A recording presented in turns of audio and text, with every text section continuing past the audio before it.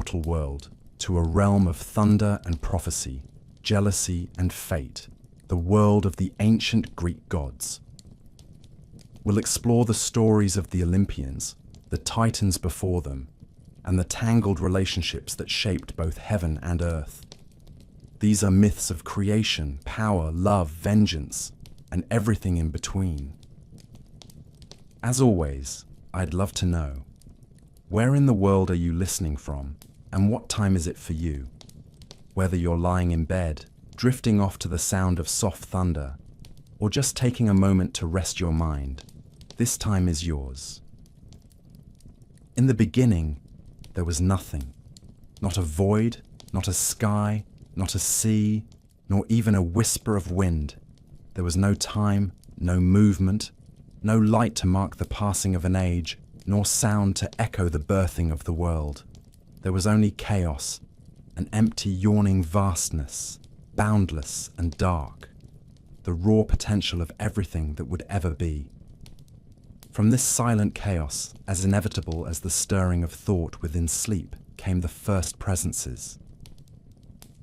They were not born in the way men are born, nor even in the way gods would later be born. They came into being, suddenly and wholly, each embodying an essential force of existence. First came Gaia, the earth herself, vast and heavy, solid and fertile, the eternal ground upon which all things would stand.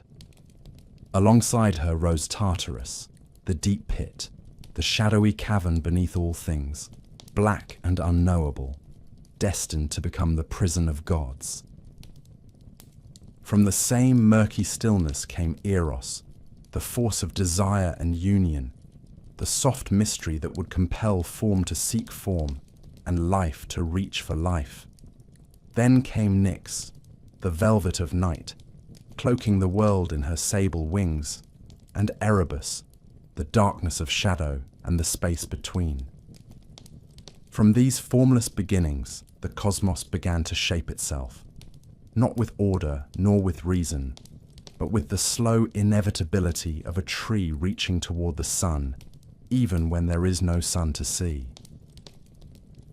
Gaia, first and greatest of the primordial beings, bore from within herself a child to crown the heavens. Uranus, the sky, was vast and starry, a canopy arched forever above her. He was her equal in size and force, but it was she who made him, and it was she who welcomed him. Together they formed the first union of earth and sky, and from that coupling came 12 mighty beings who would inherit the world in their image. These were the Titans, 6 male and 6 female, each more radiant and more terrible than the last. Their names murmured like thunder in forgotten valleys. Oceanus, who encircled the world in endless waters. Coeus, master of the Axis and the stars. Creus, obscure and remote. Hyperion, whose light would pass to the sun. Iapetus, progenitor of suffering and toil. And Cronus, youngest and most cunning, with his hard eyes and sharper ambition. Their sisters were Theia, whose gaze bore light. Rhea, who would be queen. Themis, whose presence brought law to chaos. Mnemosyne, memory made flesh. Phoebe, bright as prophecy. And Tethys, the grandmother of rivers. But Gaia and Uranus did not only produce titans, they also bore stranger things, more ancient, more primal. From the deep places in Gaia's flesh came the Cyclopes, one-eyed giants with arms like tree trunks and faces set with blazing eyes. And with them came the Hecatoncheires, the 100-handed ones, monstrous and vast, each bearing 50 heads and 100 arms that lashed like storms across the mountains. Uranus looked upon these children and felt not love, but loathing. He called them unnatural, feared the strength that throbbed in their too many limbs, and judged them too terrible to walk the earth. So he forced them back into Gaia's womb, shoving them into the darkness of Tartarus. burying them deep in her body where he believed they could be forgotten. Gaia groaned beneath the weight of them. Her belly ached, her veins split with strain, and though she loved Uranus once, the pain he caused her turned her heart cold. Her children screamed in her depths, bound and blind, and her anger kindled like coals beneath wet ash. Gaia, the earth herself, plotted revenge. She called out in silence to her Titan sons, begging one to rise up and strike the sky. But fear silenced them, for Uranus stretched over all things, and even the mighty Titans trembled beneath his gaze. Only one answered. Cronus, youngest and sharpest, who never blinked at pain or prophecy, stepped forward. Gaia, pleased and grim, forged for him a sickle of hardest adamant. Cold and curved, it gleamed like moonlight and thirsted for divine blood. Cronus took the weapon and hid in ambush. One evening, as Uranus descended to lie with Gaia, drawn downward by the pull of his desire and unaware of betrayal, Cronus leapt from hiding and swung the sickle. With a single terrible stroke, he severed his father's manhood, and the sky screamed.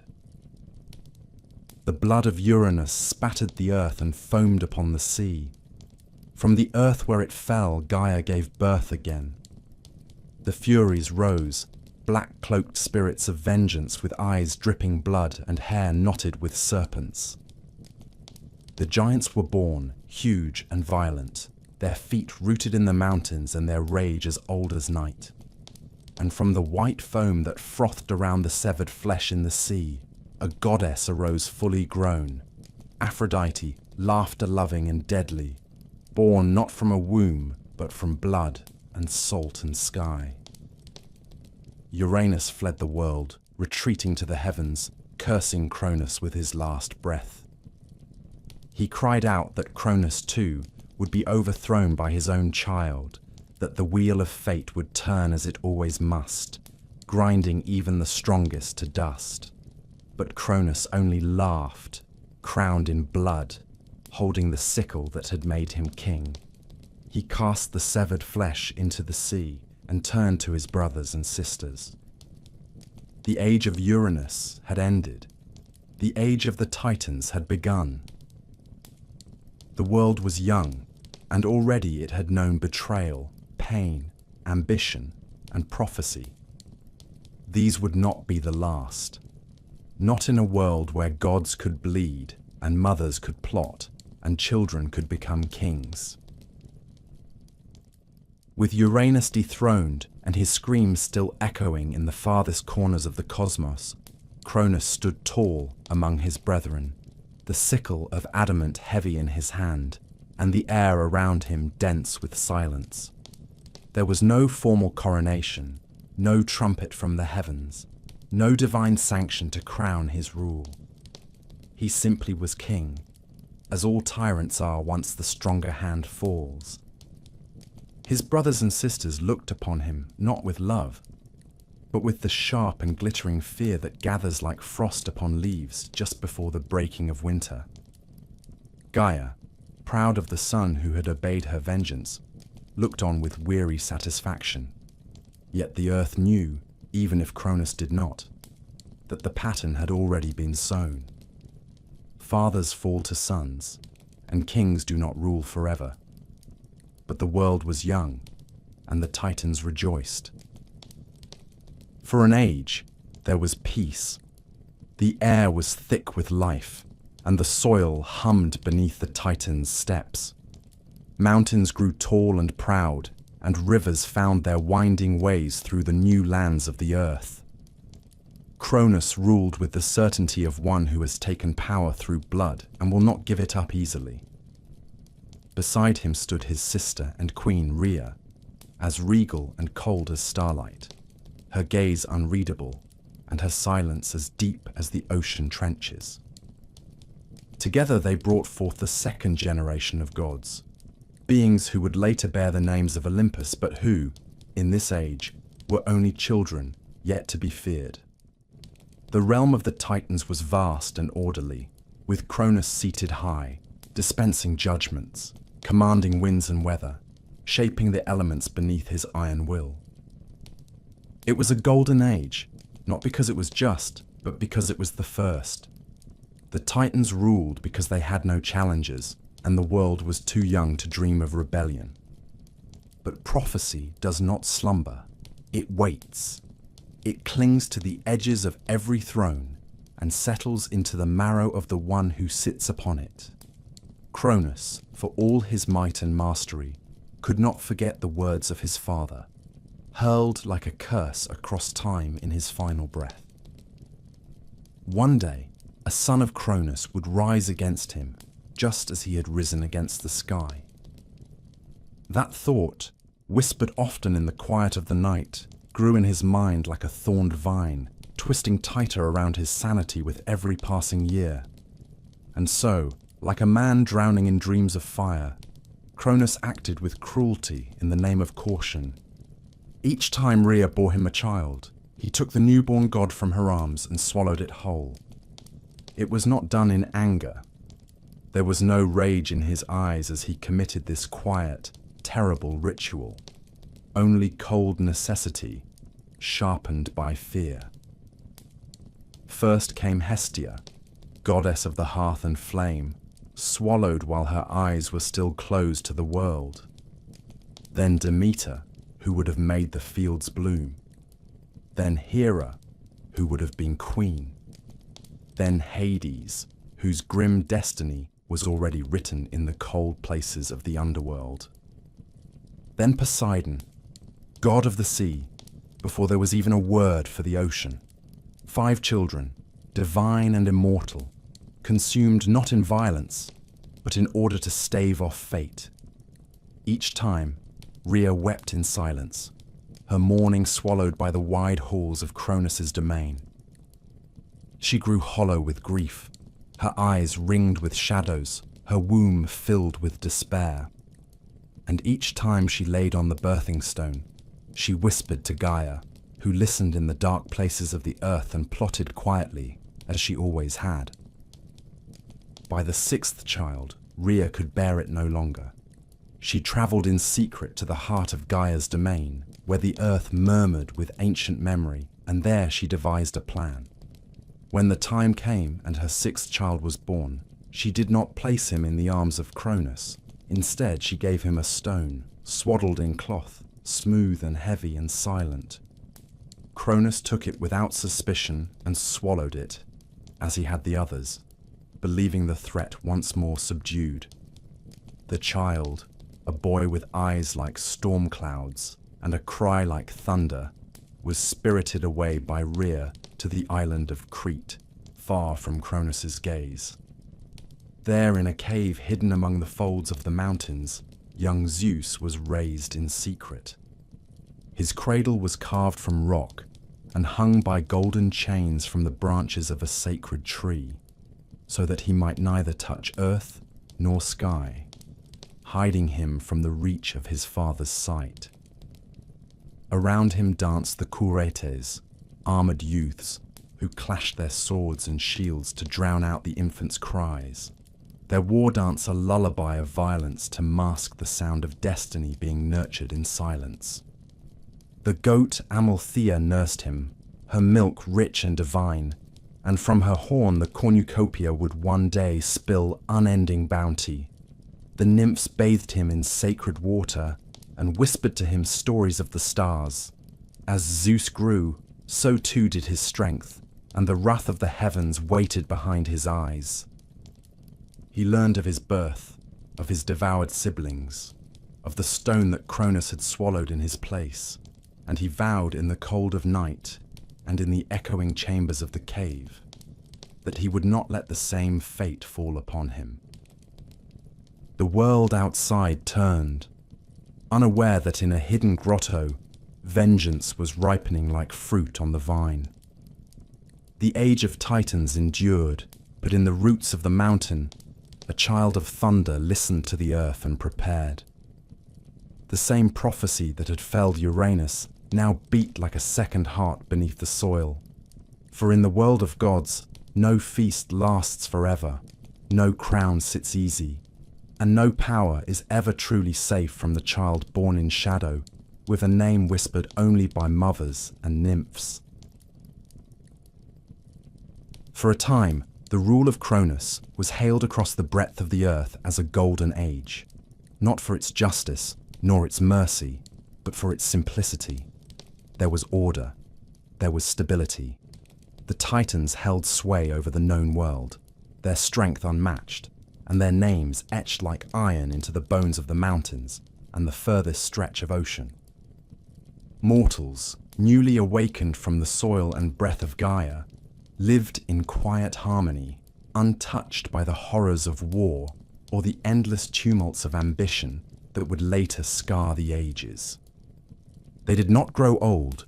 They did not suffer the pain of famine or disease. They lived in communion with the earth, and the earth, still young and strong, fed them without complaint. This age bore no kings among men, no cities fortified by blood, no altars scorched with sacrifice. The gods walked distant and proud, and the world turned beneath their shadow, undisturbed by revolt or upheaval. And at the center of it all stood Cronus, sharp-eyed and silent, the sickle that had won him the heavens no longer in his hand, but buried deep, hidden where no one could claim it. Or so he hoped. Cronus ruled not through cruelty, but through fear. Not the fear of those he governed, for men in that age did not yet name their gods with terror. No, it was his own fear that governed all things. The prophecy of Uranus hung over him like a sword balanced on a fraying cord, poised to fall with the weight of a whisper. The voice of his father still echoed in the corners of Cronus's mind, soft as smoke and sharp as broken stone, warning that his own son would rise against him. And Cronus, for all his strength, had learned well what happens to those who ignore prophecy. He had been the prophecy once. He had drawn the blade. He knew its power. And so he chose not to wait for the knife to find his throat. He chose to smother the future before it could open its eyes. When Rhea, his sister and queen, bore him their first child, a daughter wrapped in flame and warmth, Cronus took her from Rhea's arms before the mother could even name her. The child was Hestia, goddess of the hearth, the still fire at the center of all homes. Cronus looked into the infant's eyes, eyes that carried no threat, no rebellion, only innocence and a flickering flame, and he opened his jaws and swallowed her whole. There was no blood, no breaking of bone, no scream. She passed from the world like a dream dissolving at dawn, her divine body vanishing into the cavern of his belly, imprisoned but undestroyed. The act was not driven by hatred. It was sacrifice offered to fear. When Rhea bore their second, Demeter, goddess of the harvest and the waiting field, Cronus did the same.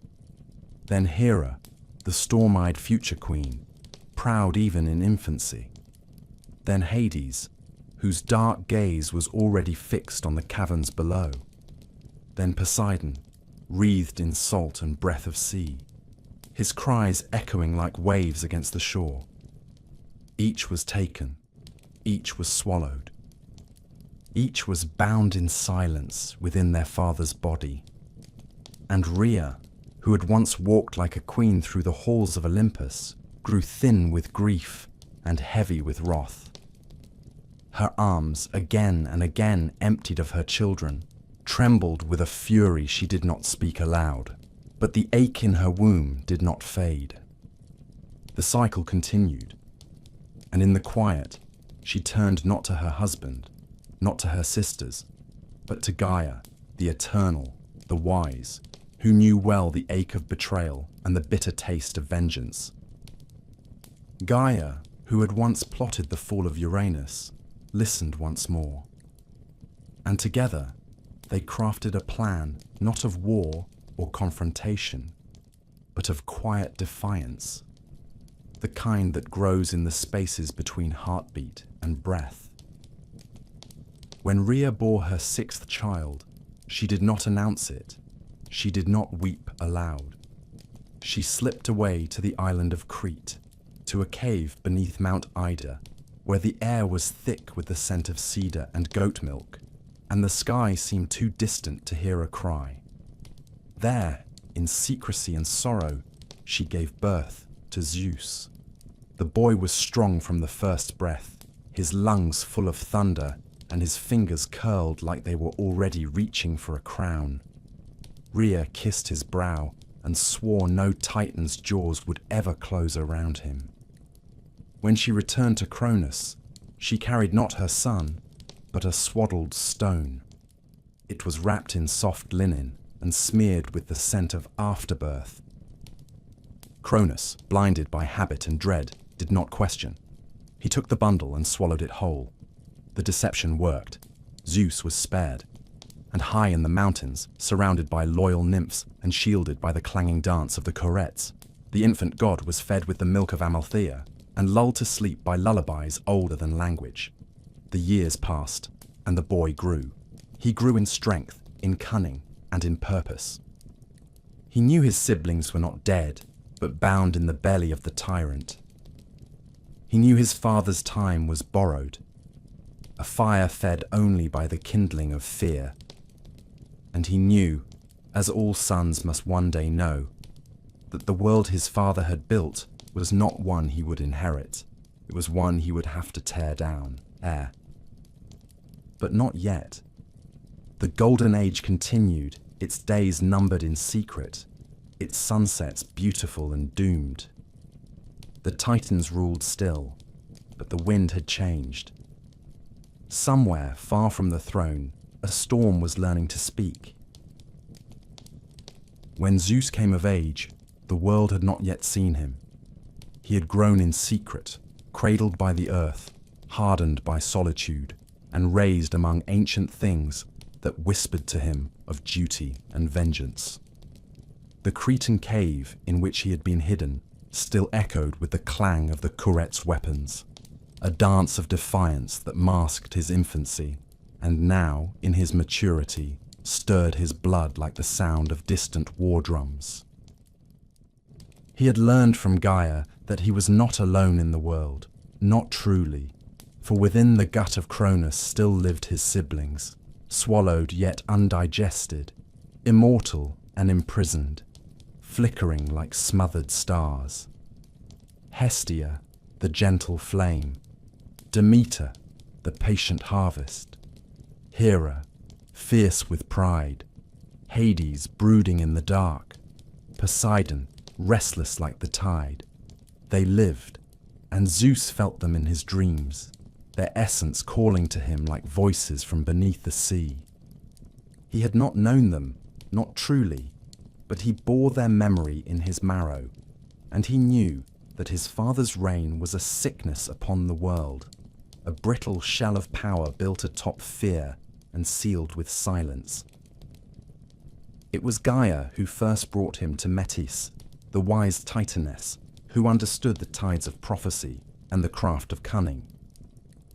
Together, Zeus and Metis plotted the undoing of Cronus, not with swords nor storms, but with a drink laced with ancient magic, a draught brewed from the roots of the earth and the bile of serpents, bitter and thick with the power of reversal.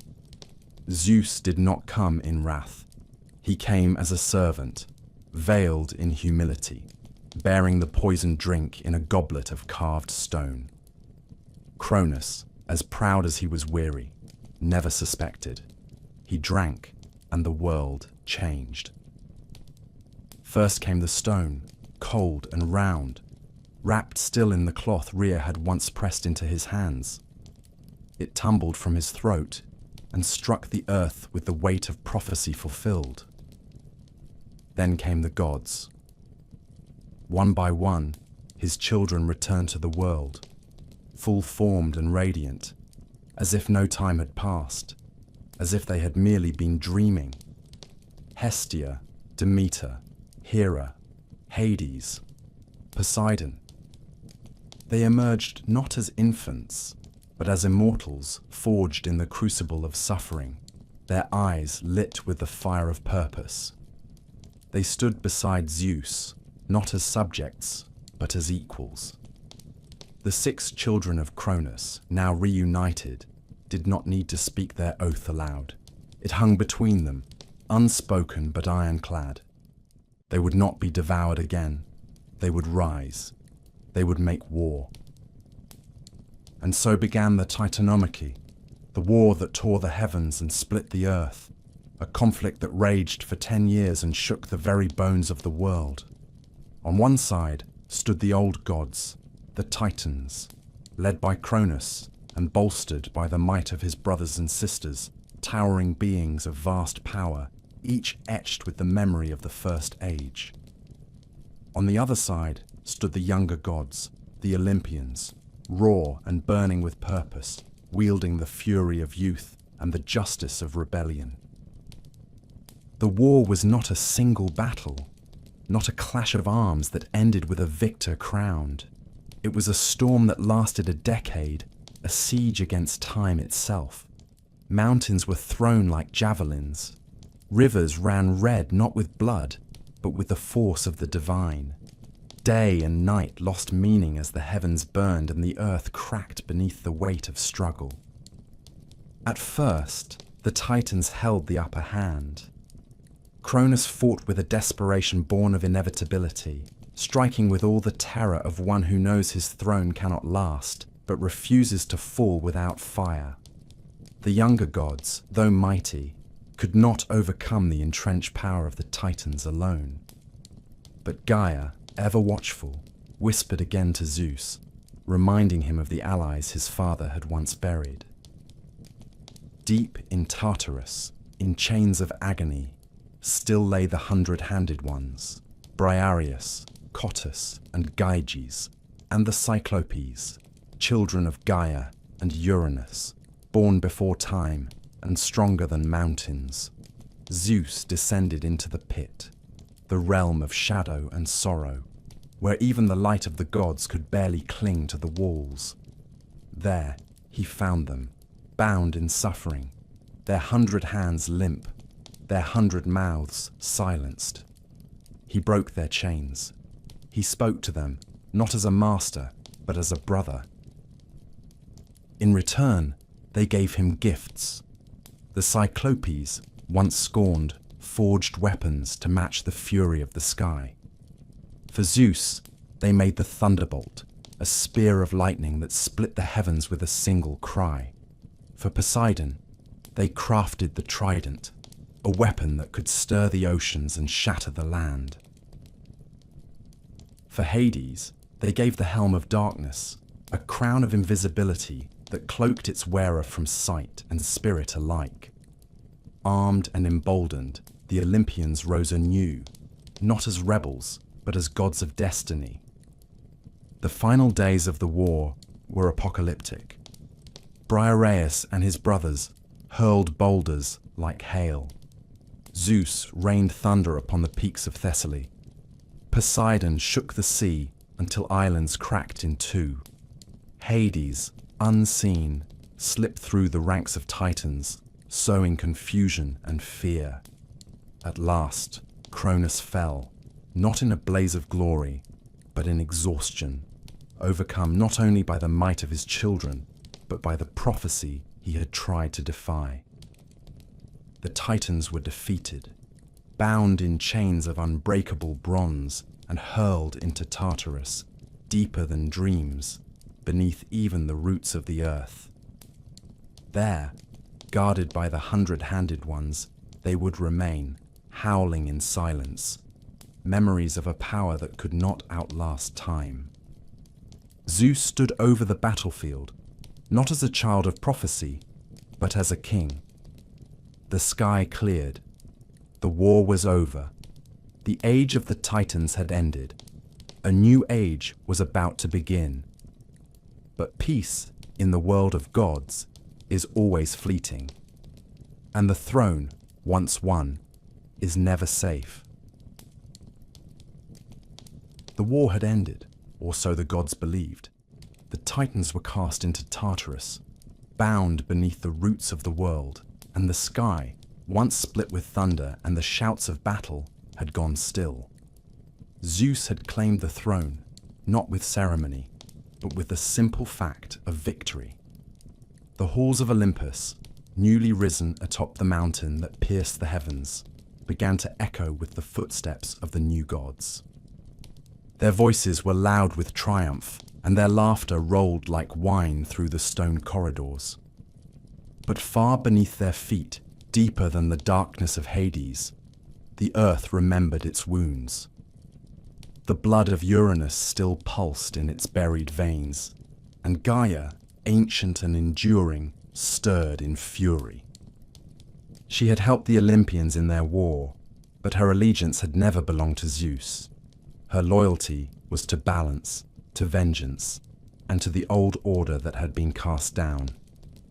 The fall of Cronus had not healed the pain of Uranus. It had only shifted the weight of power from one hand to another. The throne of the sky had changed owners, but its arrogance had remained, and Gaia, who had seen 2 generations of kings rise and fall, was not yet done with prophecy. In the bowels of the world, Gaia called upon Tartarus himself, that shadowed abyss which swallowed light and mocked the notion of form. Together they created a final son, born not to rule, but to destroy. His name was Typhon, and no god had ever looked upon anything so vast or so terrible. His body was greater than mountains, his form shifting like smoke and shadow, and his head reached the stars. Serpents writhed from his thighs, and his arms stretched from the eastern edge of the world to the farthest west.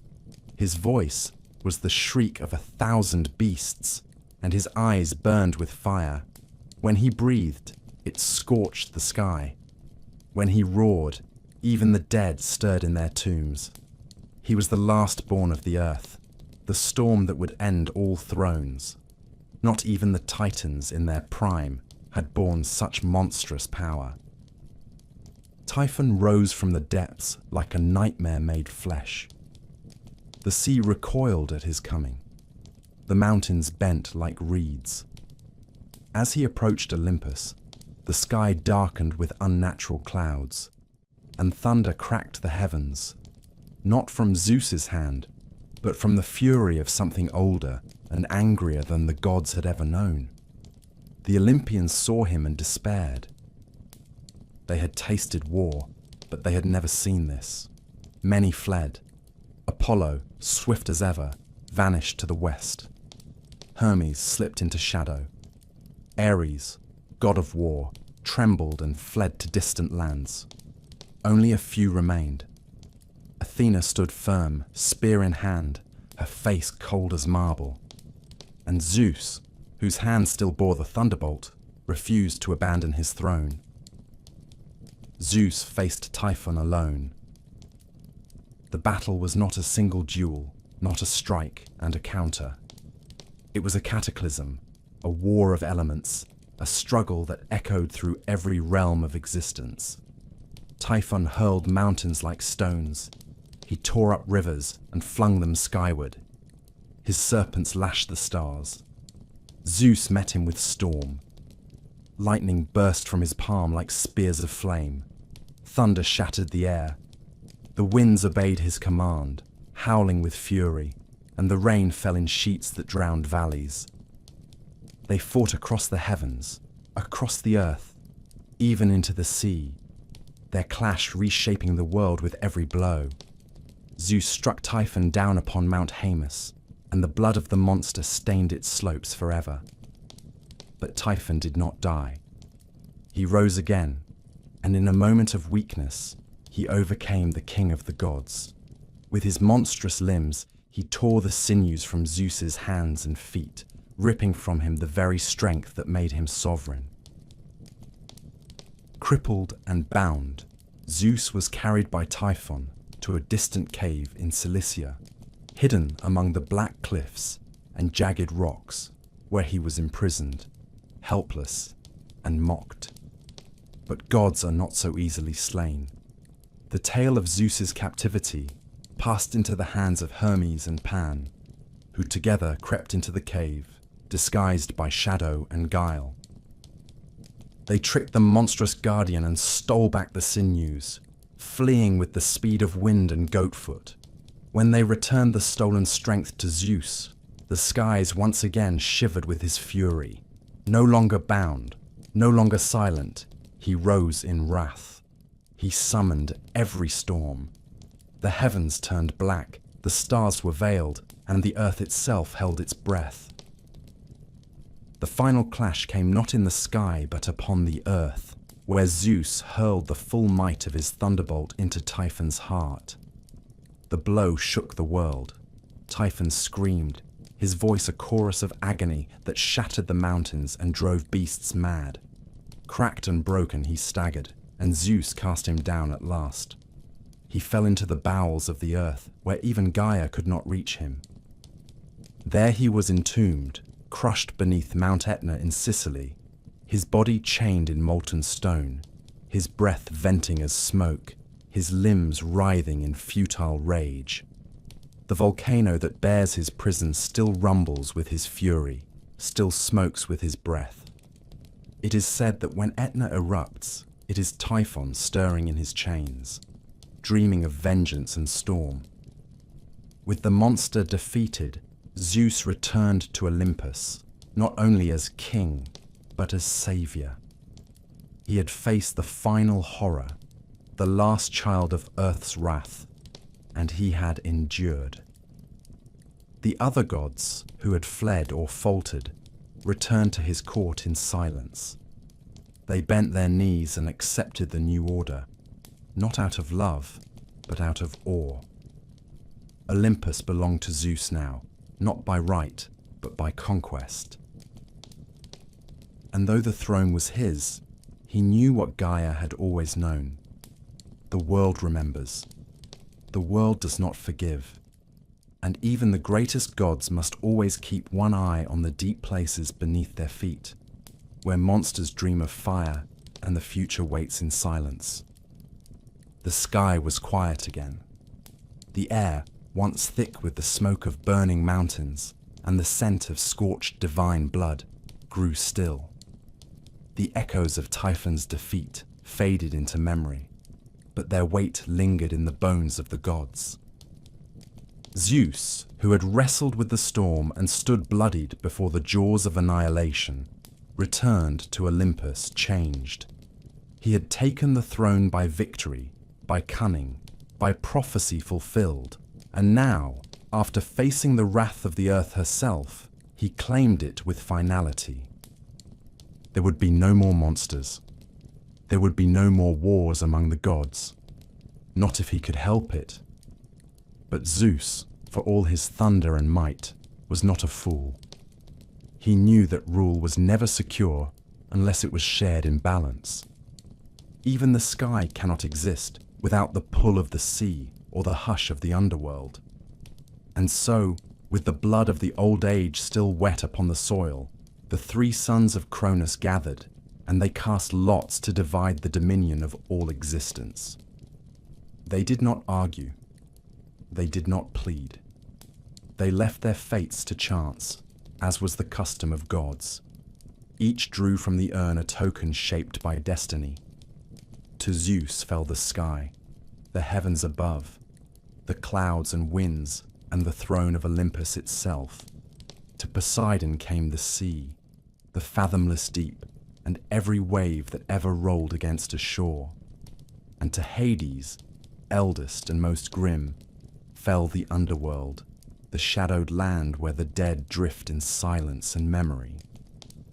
The earth itself, the realm of mortals and mountains and forests, was left unclaimed, shared equally among them, though each would touch it in their own way.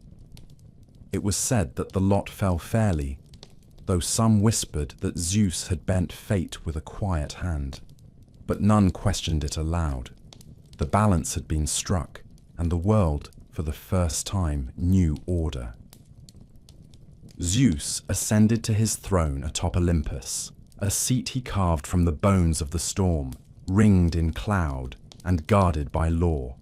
Around him gathered the new pantheon, gods born from the swallowed and returned children of Cronus, and others born of the earth and sea in quieter days. There was Hera, his sister, and now his queen, proud and watchful, her eyes always searching for betrayal behind the veil of ceremony. There was Demeter, who brought the first wheat from her fingers and gave it to mortals in secret. Hestia, who rekindled every hearth in every home. Poseidon, who stirred the sea into motion and built palaces beneath the waves from coral and stone. Hades, who descended into the deep places of the world and built a realm for the dead, cold and ordered, lit only by the flickering memory of life. And Zeus, who reigned not as a tyrant, but as the keeper of balance, the wielder of justice, the god of storm and sky, and the hidden fates that bind gods and men alike. But rule, once won, must be maintained. Zeus set about building not only a court, but a structure of divine law. He declared oaths sacred, punishable by death or worse. He appointed the fates to spin the threads of all mortal and immortal lives, their scissors sharp and unerring. He set the Erinyes, the Furies, to haunt those who spilled kindred blood. He demanded reverence and sacrifice, not as tribute, but as acknowledgement of order. And when his cousin Prometheus, son of Iapetus and brother to Epimetheus, dared to defy him by siding with the mortals and stealing fire from the gods to warm their trembling fingers, Zeus did not hesitate. Prometheus, whose foresight was said to rival the oracles, was chained to a mountain at the edge of the world. Each day, an eagle descended upon him and tore out his liver. Each night, it grew back, immortal suffering for immortal crime. Justice, as Zeus defined it. But justice in the hands of a god is never without spectacle. To punish mankind for the theft of fire, Zeus commissioned the gods to shape a new creature, one more dangerous than any monster of the past. From clay, Hephaestus molded her. From beauty, Aphrodite blessed her. From charm and deceit, Hermes and Apollo lent their gifts. Her name was Pandora, and she was sent to Epimetheus, Prometheus's foolhardy brother, who accepted her despite all warnings. With her came a jar, sealed tight. She opened it, as she was meant to do, and from it spilled every sorrow the world had never known. Disease, famine, grief, betrayal, war. Only hope remained inside, clinging to the lid as the last whisper in the dark. Thus the age of mortals truly began, not in innocence, but in knowledge, in struggle, and in fear. Still, Zeus ruled. He looked down from Olympus and watched the slow march of mankind, their prayers rising like smoke, their temples built in stone and salt and supplication. He listened to the songs they sang in his name and in the names of his kin. He punished the arrogant, rewarded the pious, and moved the world as a man might shift the coals in a brazier, never letting the fire die. The earth was no longer wild. It had been shaped, defined, and divided. But beneath its surface, Gaia still slept, and the Titans still stirred in their prisons, and the old truths still whispered through the roots of trees and the lips of dying seers. The war had ended. The throne was secured. But Olympus was not invulnerable. No kingdom is. And the age of Zeus, though just begun, would not be without its trials. High upon Mount Olympus, where no mortal foot could tread, and no storm could reach unless summoned by divine will, The great halls of the gods rose from cloud and stone. Marble columns glistened in the light of dawn, and silver fires burned eternally along corridors that stretched wider than valleys. It was here that Zeus, king of the gods, reigned over heaven and earth. His seat was carved from the sky itself, cloaked in thunderclouds and veined with lightning. He held the Aegis, a terrible shield fringed with serpents and crowned with the head of the Gorgon. His voice summoned storms. His will was law. And beside him, cloaked not in thunder but in ice, stood Hera, his sister and queen, the goddess of marriage, sovereignty, and divine vengeance. Where Zeus's rule was loud and crackling, like the sky in battle, Hera's dominion was silent and enduring, like a crown passed from one ruler to another through blood and time. Their union was not born of love, though there was passion, and not born of peace, though it had endured longer than any mortal kingdom. It was forged in power, in the joining of two great lineages, and bound by the old laws that ruled the divine long before men named them. Hera had been courted by Zeus with all the cunning he could conjure, for she did not fall easily, nor did she offer her hand lightly. Zeus came to her cloaked in mist, in the form of a trembling bird, cold and small, seeking shelter in her lap. She cradled the creature, unknowing. And when her guard had dropped, Zeus revealed himself and claimed her with the strength of a storm. She wept, not with sorrow, but with fury, and vowed she would marry him, if only to bind the offense in the chains of law. And so she became his wife, not by consent freely given, but by oath sealed in divine tradition. From that day forward, Hera sat beside Zeus on Olympus, proud and bright-eyed, but never tamed. Theirs was a marriage of thrones, not hearts. Zeus, for all his grandeur, was a god of appetites. He desired beauty and cleverness, song and flesh, and he pursued his hungers wherever they led him. Nymphs, goddesses, mortal queens, and unsuspecting maidens, all were drawn into his orbit, sometimes by charm, often by deceit. He changed shape to reach them.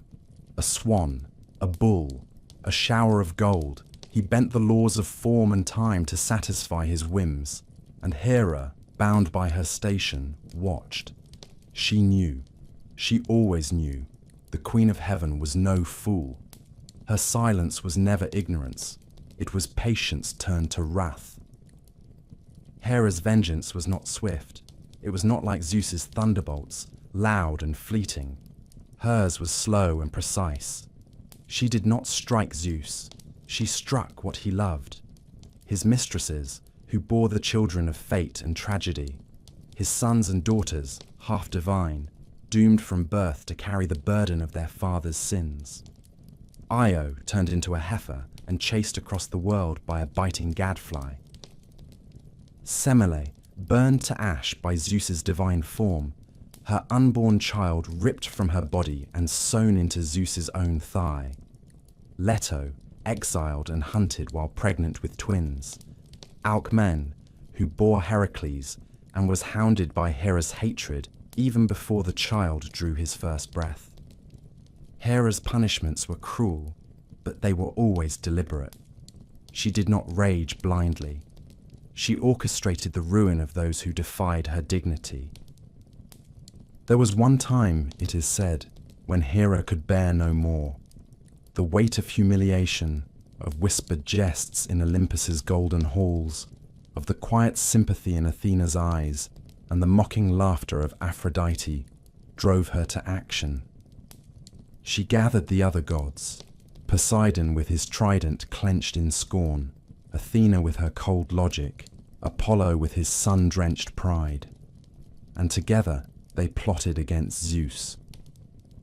While the king of the gods slept, they crept into his chamber and wrapped him in chains forged by Hephaestus himself. They bound him in silence, thinking to force a new order upon Olympus. But their rebellion failed, as rebellions often do when power is underestimated.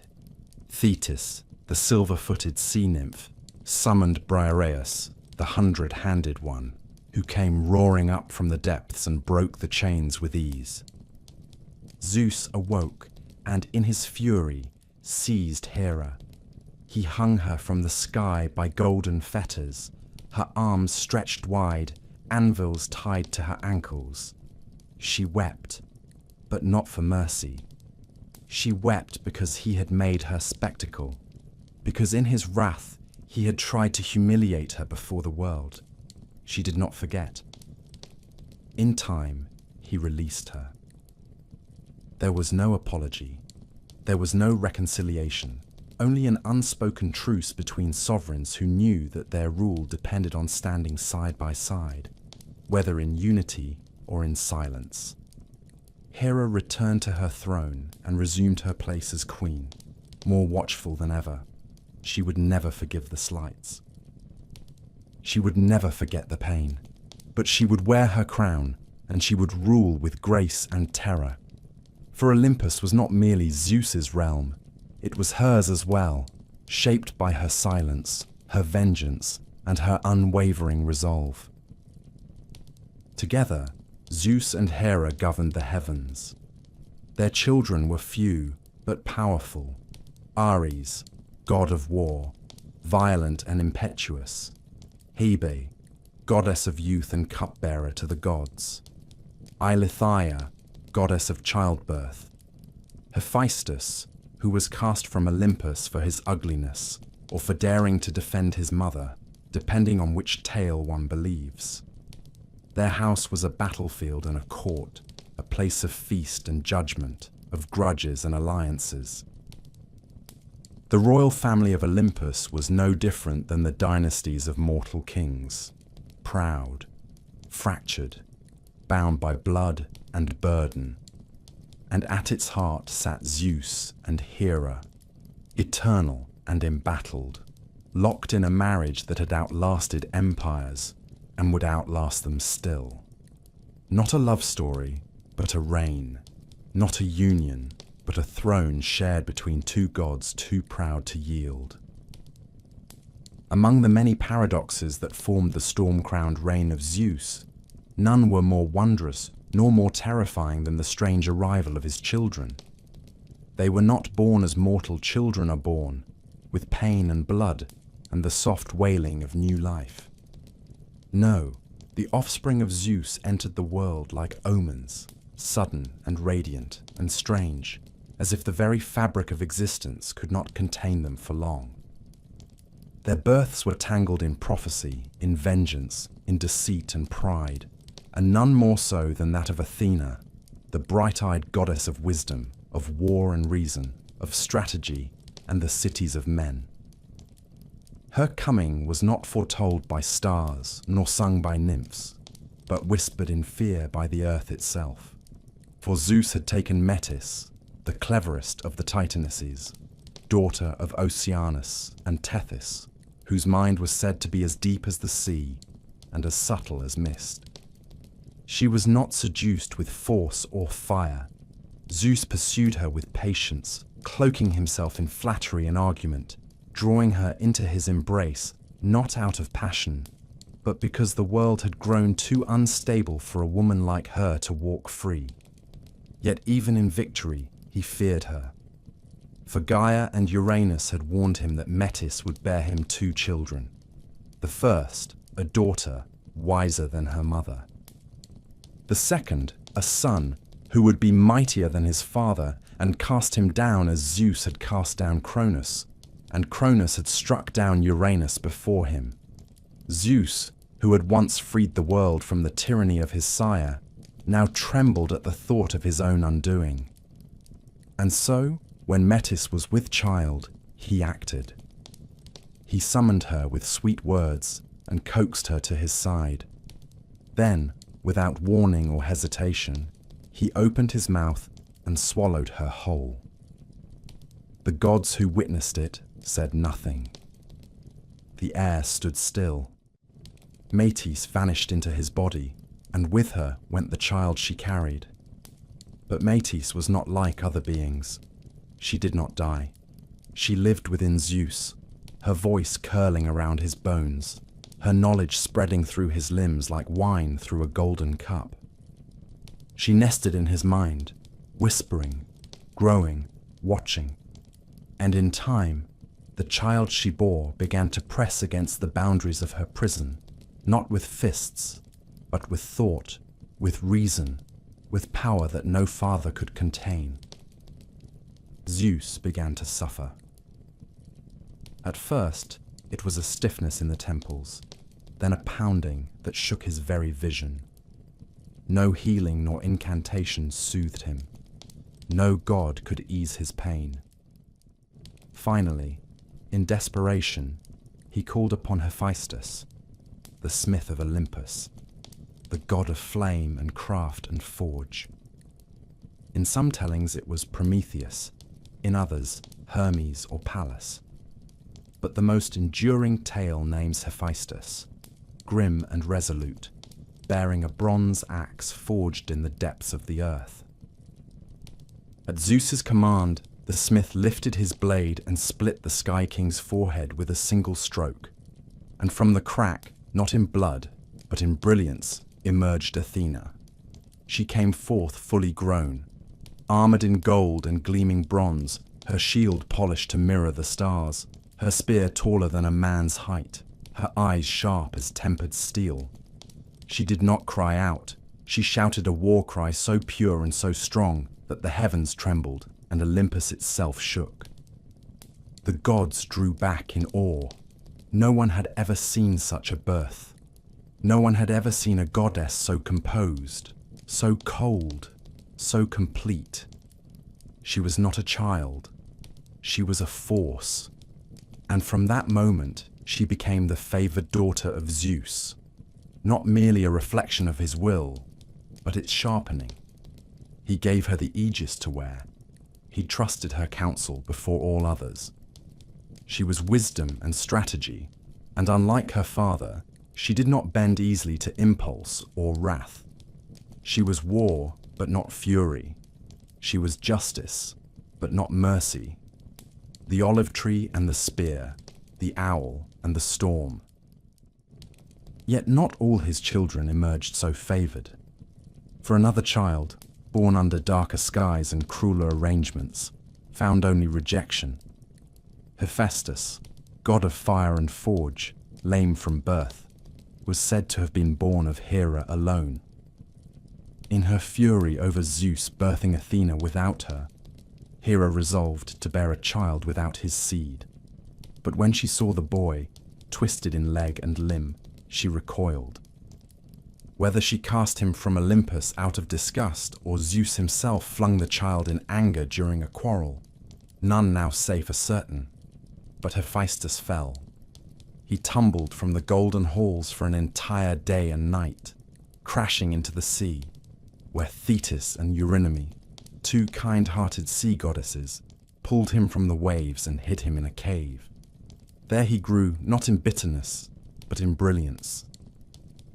Hephaestus built wonders, golden thrones that moved, automatons that walked, jewelry that shimmered like the sun.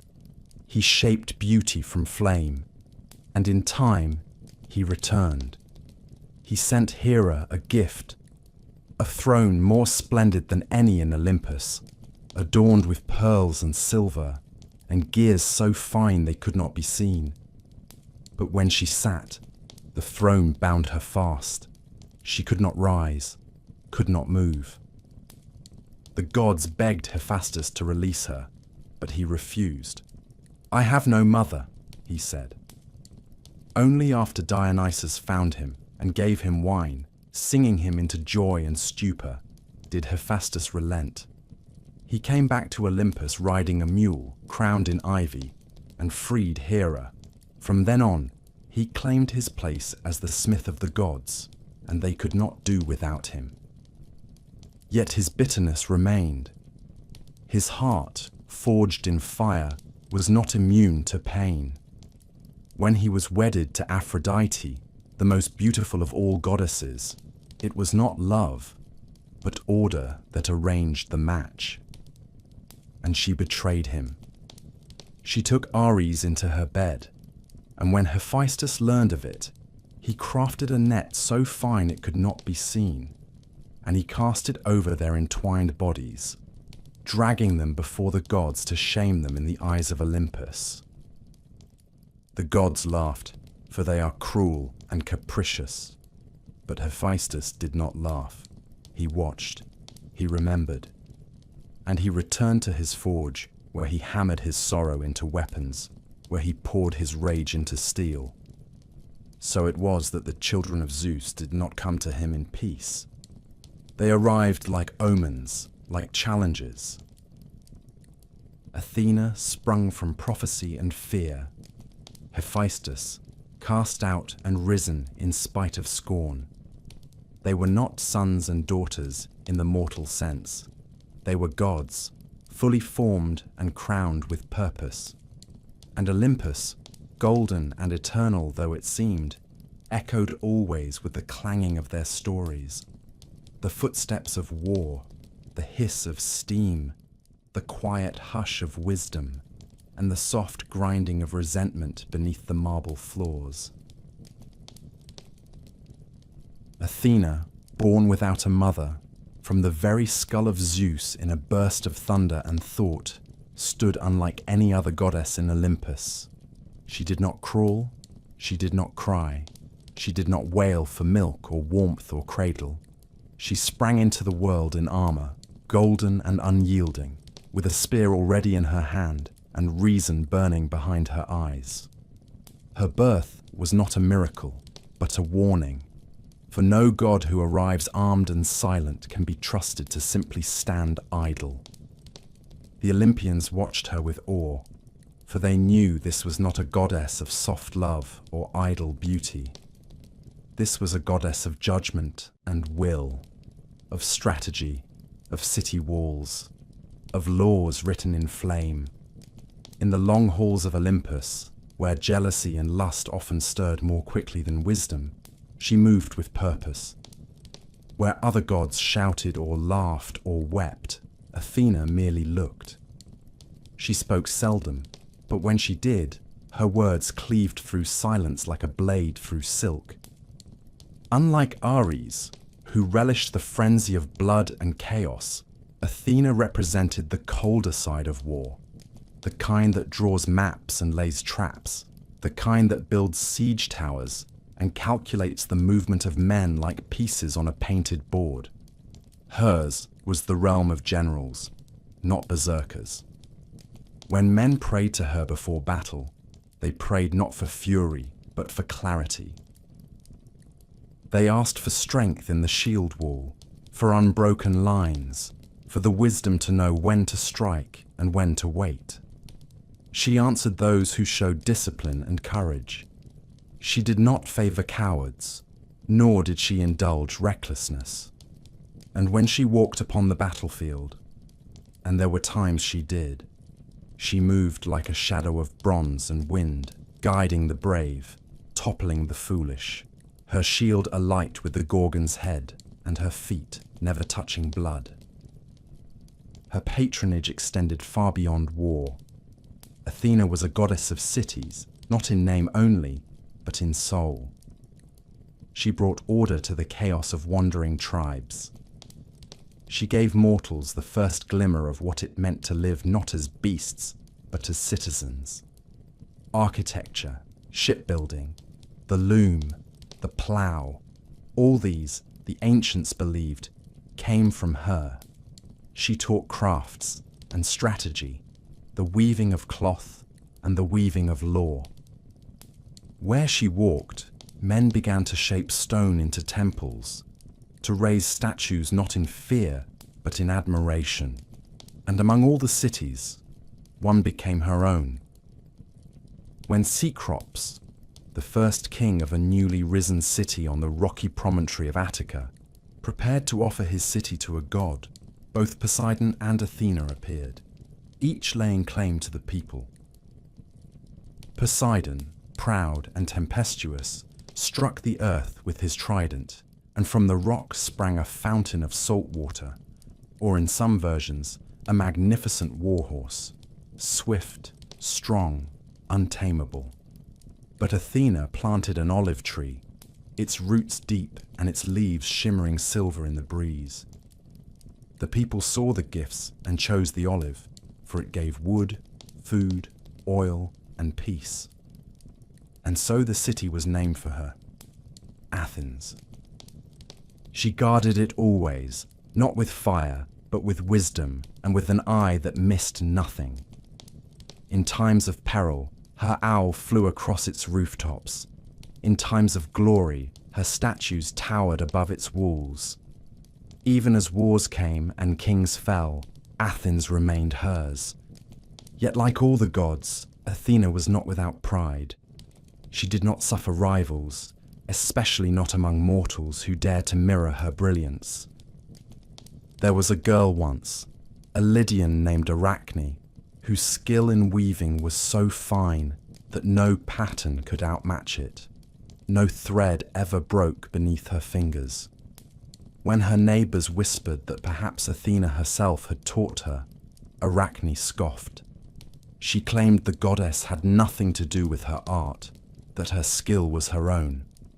When Athena heard this, she came down not in storm or fury, but in disguise, an old woman with tired eyes, and warned Arachne to humble herself. But Arachne refused. She challenged the goddess to a contest. Athena dropped her disguise, and they both wove. The goddess wove the glory of Olympus, the justice of the gods, the foolishness of those who dared defy them. Arachne, with her mortal hands, wove the sins of the gods. Zeus disguised as a swan, a bull, a shower of gold, taking mortal women by guile and force. When they finished, both tapestries were perfect. But it was the truth in Arachne's work that stung deepest. And Athena, humiliated by mortal craft and mortal courage, struck the loom and tore the threads. Arachne, broken with shame and terror, tried to take her own life. But Athena stopped her and transformed her instead into a spider, cursed to weave forever in silence, her skill preserved, but her form twisted. This was not mercy. This was judgment. She was not a goddess of love, nor of forgiveness. Unlike Aphrodite, she did not flirt. Unlike Hera, she did not rage in jealousy. Athena remained forever virgin, not from chastity, but from control. No man, no god, no titan had ever laid claim to her. Even Hephaestus, when he tried to force himself upon her in a moment of madness, failed. His seed spilled upon the earth, and from it came Erichthonius, a serpent-born king of Athens, whom Athena took and raised in secret. She had no children of her own, for she was mother to wisdom itself, and wisdom has no need of lineage. She stood at her father's side during the great councils. She guided Perseus to slay the Gorgon, lending him her shield. She steered Odysseus home when Poseidon tried to drown him. She stood by Heracles and gave him strength to bear his labors. She was never warm. She was never cruel. She was something deeper, the chill of reason, the silence of judgment, the resolve of law. On Olympus, Athena's halls were quiet. No laughter rang there. No lovers waited behind her doors. But when the gods argued, when Zeus faltered, when the world teetered on the edge of chaos, it was Athena who spoke, and all listened. Even Ares, the blood-drunk god of war, learned to still his hand when she stepped forth with her spear and her eyes like hammered iron. For there was no hiding from Athena, no refuge from her sight. She saw not only what was, but what must be. And when she moved, the world moved with her. Where Athena walked in silence and light, her spear sharp with thought and lore, Ares thundered across the battlefield in a frenzy of blood and flame. He was not strategy, he was not wisdom, he was war in its rawest and most brutal form. The shriek of a dying horse, the crack of bone beneath iron, the sound of fire crackling through a broken palisade. Ares, son of Zeus and Hera, was born of 2 thrones, and yet belonged to none. From the moment he came into the world, clad not in armor, but in violence, the gods looked upon him with unease. Even his father, king of the skies, harbored little love for the child. For Ares did not obey, did not bargain, did not calculate. He lived for conflict, and conflict followed him like a loyal dog. Unlike Athena, whose clarity made men better, Ares sowed chaos. He strode into battle not to guide mortals, but to revel in their madness. Where he passed, men forgot formation. Brothers turned against brothers. Wounds festered. Shields broke. Mercy withered. He did not reward honor. He did not punish cowardice. To Ares, all that mattered was the clash, the scream, the press of blade to flesh. His armor was always stained, his voice always raised. His chariot, drawn by steeds foaming red at the mouth, bore him into every war with a grin upon his lips and his eyes alight with lust for ruin. He did not march alone. Beside him ran his children. Phobos, the god of fear, who whispered panic into the hearts of armies, and Deimos, the god of terror, who made even brave men forget their names. With them came Enyo, goddess of battle herself, clad in crimson and flame, her hands always wet with gore. Wherever Ares rode, they followed, a family of shadows cast long over the earth, turning every campaign into carnage. The Greeks feared him more than they honored him. They built him few temples, offered him few songs. For to worship Ares was not to seek protection. It was to beg that he pass by. And yet, for all his brutality, Ares was not a simple god. He could love, though his love was poisonous. He could be wounded, though his wounds were rare. He could rage, not from pride, but from humiliation. And it was in matters of the heart that he was most often brought low. For despite his strength and splendor, Ares was not the most beautiful of the gods. That title belonged to Aphrodite, goddess of love and pleasure, born from the sea foam and the severed parts of Uranus. She was golden, radiant, and cold as polished marble. And Ares loved her, not with the desperate yearning of mortals, but with a hunger that could not be satisfied. She was the wife of Hephaestus, the smith, the crippled one, cast from Olympus by his own mother and dragged back only for his unmatched talent. It was a marriage of function, not desire. Aphrodite turned to Ares, and together they lay in secret, tangled in sheets of fire and silk, their bodies entwined in pleasure and peril. But the gods see all things, and Hephaestus, patient and cunning, crafted a net so fine that no eye could catch it and no hand could break it. He cast it upon them while they lay in their embrace, and he summoned the gods to witness their shame. Bound and exposed, Ares and Aphrodite became a tale told in laughter and warning. The gods jeered. Poseidon alone offered to pay the fine that would free them. Hephaestus accepted. Ares fled Olympus in disgrace. But the sting of humiliation did not still his blood. He returned to war. He hurled himself into battles with greater fury, as if each slain warrior might erase the memory of his shame. And yet the world remembered. The poets sang of Ares not as a hero, but as a force. During the Trojan War, He took the side of the Trojans, drawn by blood and beauty. His own son Ascalaphus fought and died among the Greeks. Ares wept, it is said. But grief did not temper him. He stormed the battlefield, only to be struck down by Diomedes, a mortal favored by Athena. With the aid of the goddess, Diomedes wounded Ares with a spear, and the god cried out in agony so great that the battlefield trembled. He fled to Olympus, clutching his wound, and complained to Zeus like a wounded child. But Zeus, weary of Ares and his endless thirst for strife, offered no comfort. He called him the most hateful of all his children. Still, Ares endured, for war never ends. Cities fall, kings rise, the banners change, but Ares remains. In every scream of rage, in every knife turned in the dark, in every war camp where fire smokes and soldiers sharpen blades with shaking hands, Ares is there, not noble, not wise, but necessary. For mankind has never known peace for long, and so long as they make war, the god of bloodshed will ride.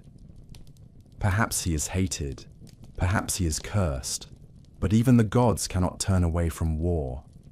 And Ares, clad in scarlet and iron, marches ever onward, crowned not in laurels, but in the silence that follows slaughter. In the time when Zeus reigned unchallenged from his golden throne, and Olympus hummed with the whispers of fate and ambition, there came into the world a pair of twins who would shape the rhythm of gods and men alike. They were born not in the high halls of cloud and marble, but far away, on the hidden island of Delos, where the sea winds whispered through groves of laurel, and the ground trembled with the breath of prophecy. Their mother was Leto, daughter of the Titans Coeus and Phoebe, and once a companion of Zeus in the earliest days of his power. But her womb, heavy with the gods' children, became the subject of divine scorn and pursuit. Hera, ever jealous and watchful, sent her wrath across the earth. She forbade any land under the light of the sun to shelter Leto. Every city, every island, every peak and valley turned her away. She wandered for days beneath the gaze of a vengeful sky, swollen with life and hunted like prey. Even the rivers ran dry where she knelt, and the beasts of the land turned from her path. And so she came to Delos, a floating island, unclaimed by earth or sea, a place that swayed upon the tides and bore no anchor to the world of mortals. There, the island opened to her. There, beneath the twilight sky, Leto gave birth. First came Artemis, silent and silver-eyed, a goddess of the hunt, of wild places and moonlight. Then came Apollo, and with his arrival came the cry of prophecy, loud and piercing. The sun shone brighter that day, the waves calmed, and the island, long unmoored, set its roots into the sea. Even the fates paused to listen as the child cried out, for they knew that this god, though newborn, would not be content to dwell in shadow or silence. He would seek dominion. He would speak with the voice of truth and flame. Apollo grew swiftly, as gods often do, not in years, but in presence. He took no time to find his place in the cosmos. From the moment he first held the bow in his hand, he was peerless. He could strike a sparrow in flight from the sky, or split a pine tree from a mile away. But his bow was not only a weapon of death, it was a tool of justice. And when he learned of Python, the monstrous serpent who guarded the ancient sanctuary of Gaia at Delphi, he knew what he must do. Python, born of the earth, was not merely a beast. He was old magic, chthonic, and coiled with ancient knowledge. But he had also been Hera's wrath, sent to torment Leto as she fled. Apollo, though young, bore no patience for insult.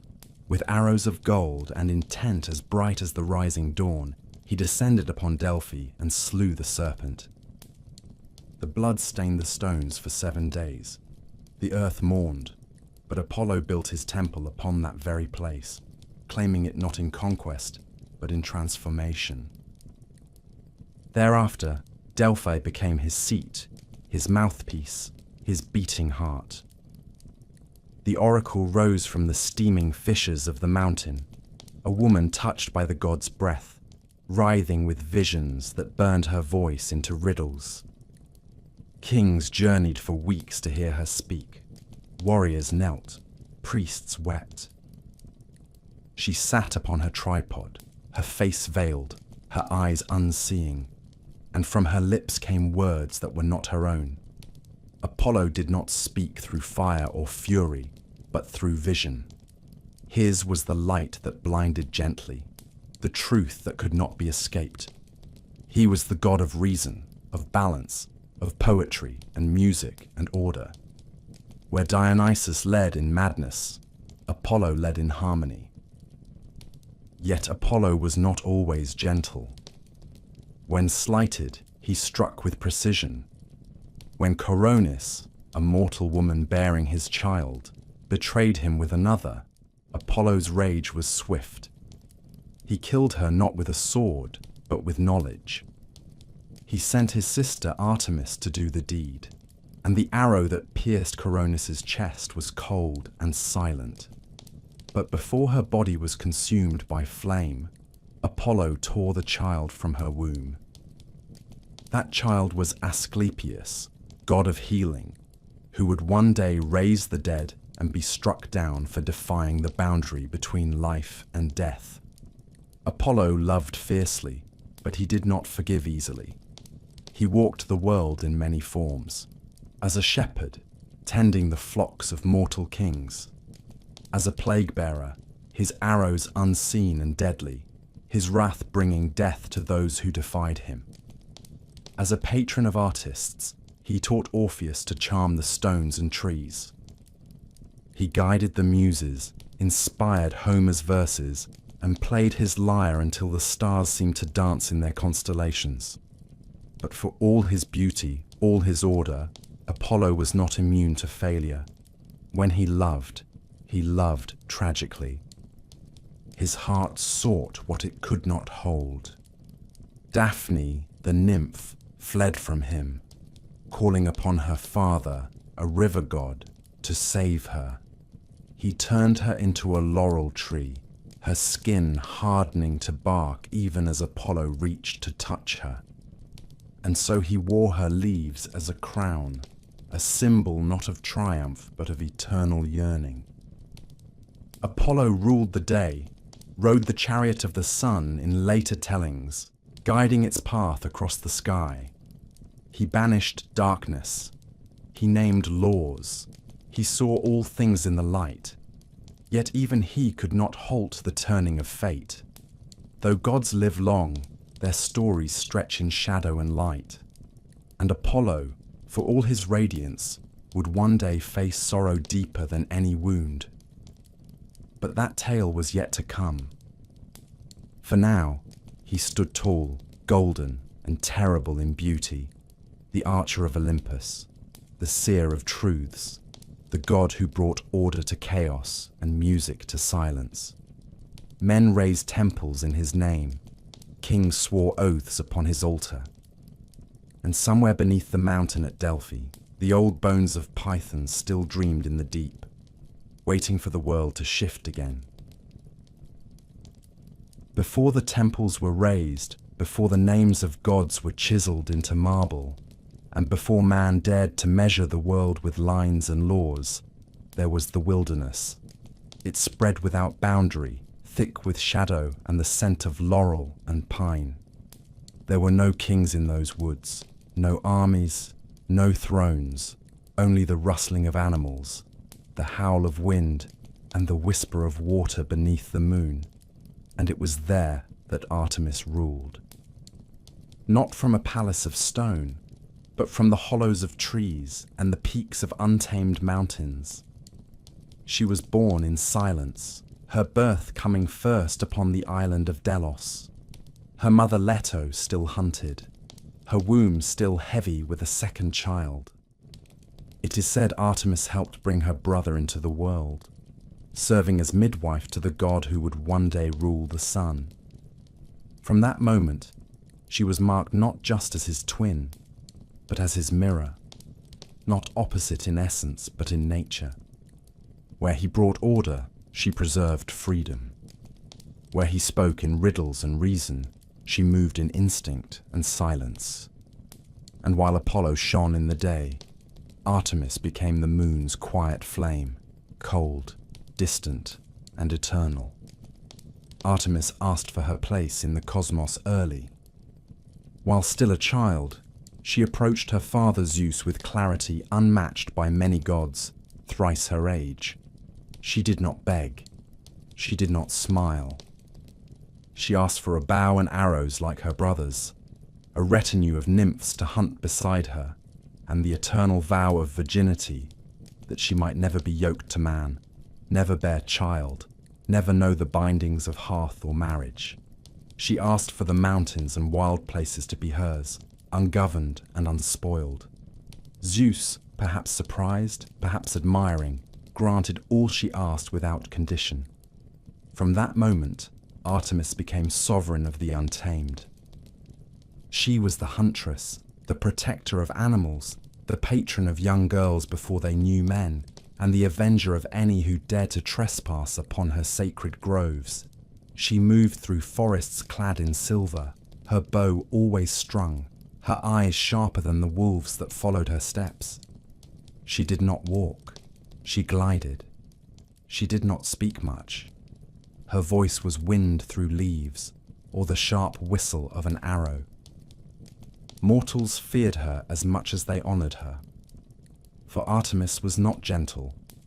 She had no patience for those who forgot their place. Niobe, queen of Thebes, once mocked Leto for bearing only 2 children, while Niobe boasted of her own brood of 14. In her arrogance, she laughed at the goddess. Artemis did not reply with words. She came down from the mountains with her brother, and together they struck the children down, Apollo taking the sons, Artemis the daughters. The earth drank deeply of royal blood that day.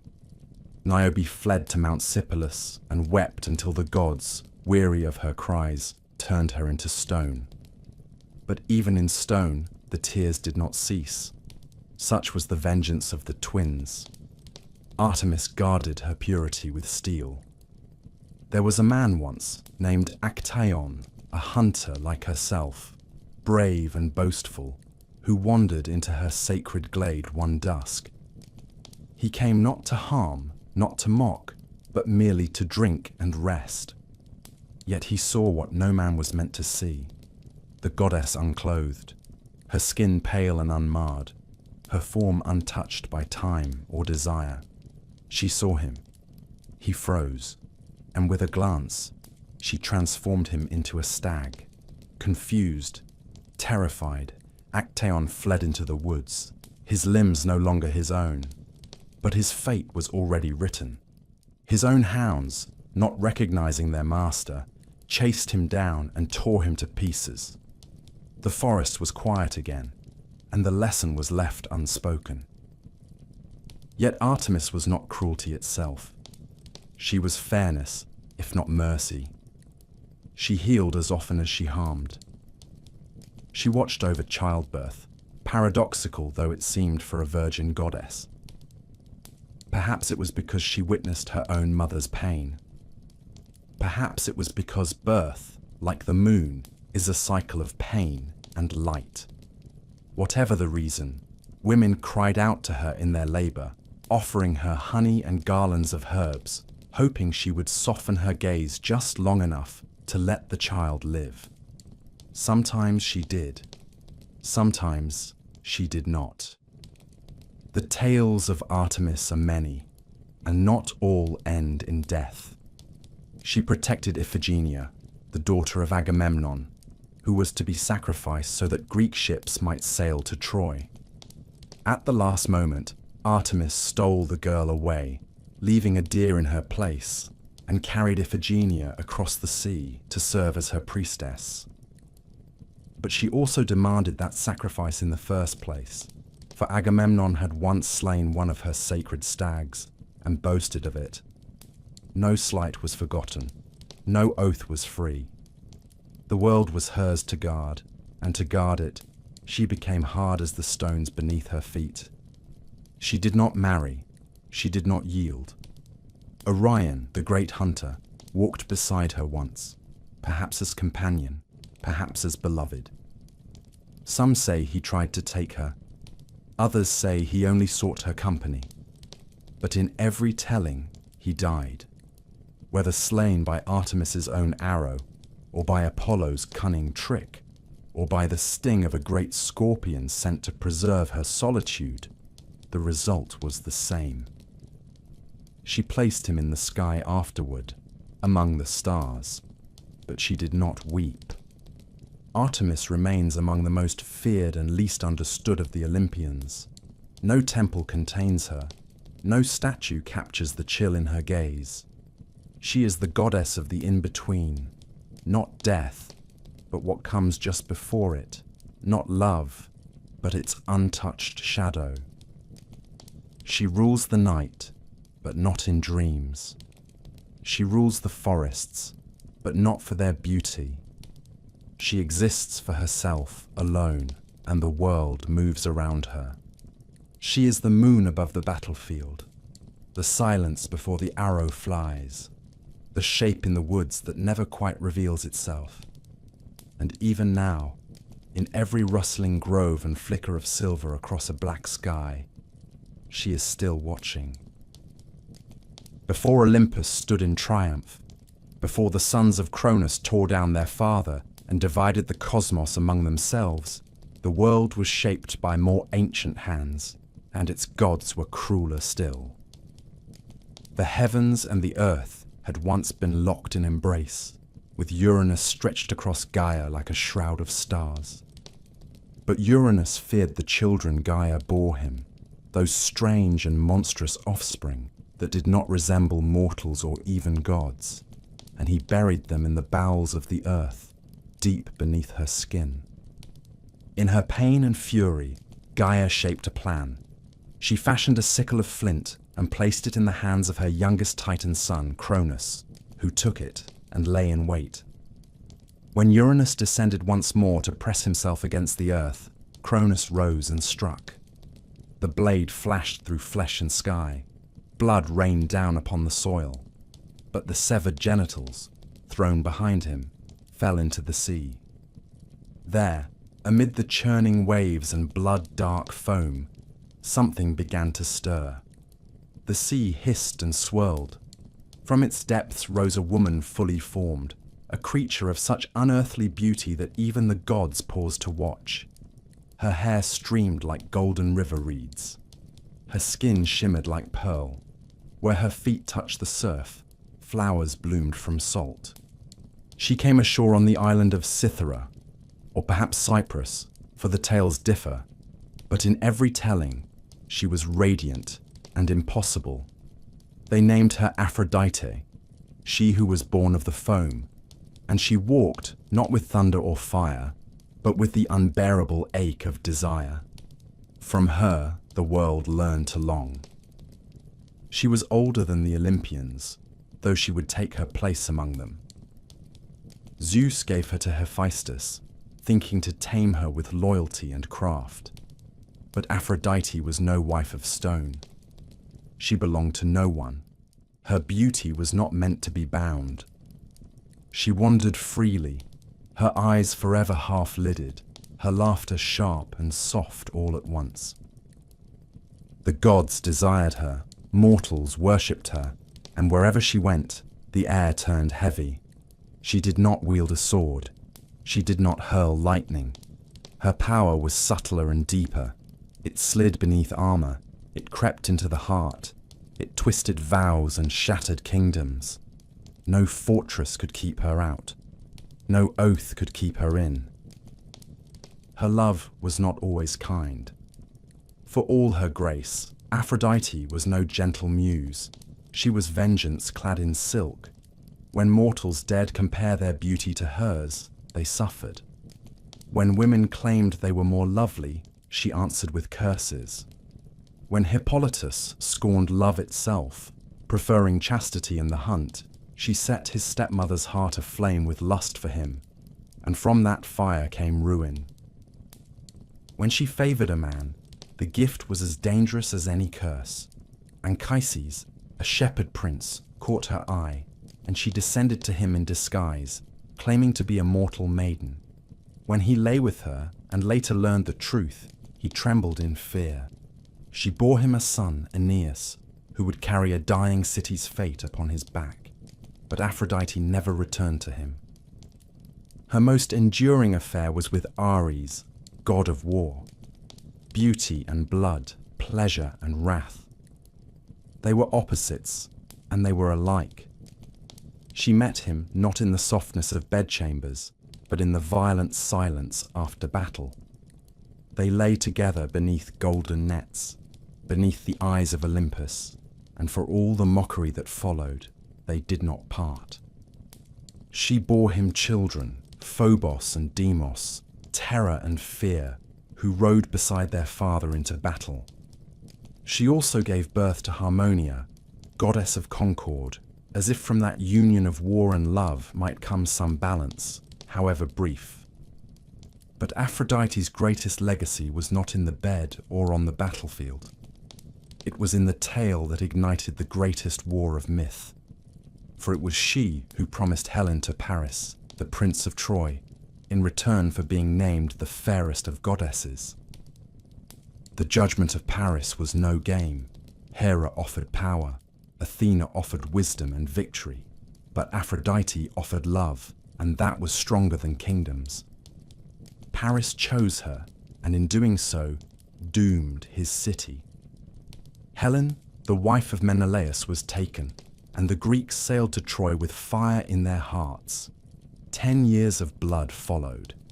Achilles and Hector fell. Priam wept for his sons, and all because Aphrodite whispered in a prince's ear and smiled. Even among the gods, she was feared, not for might, not for wisdom, but for the madness she could inspire. She could make gods crawl. She could make kings grovel. She could turn brother against brother, father against son, with nothing but a glance. Her magic girdle, the cestus, granted irresistible allure to whoever wore it. Even Hera borrowed it once, in her schemes to distract Zeus. Yet Aphrodite herself needed no trinket. Her presence alone was enough to bend the will. She was not cruel for cruelty's sake, but she was not merciful.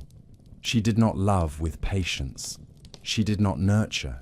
She consumed. And yet the world worshipped her. Temples rose across the aisles. Statues of smooth marble, eyes cast down in longing, stood in her honor.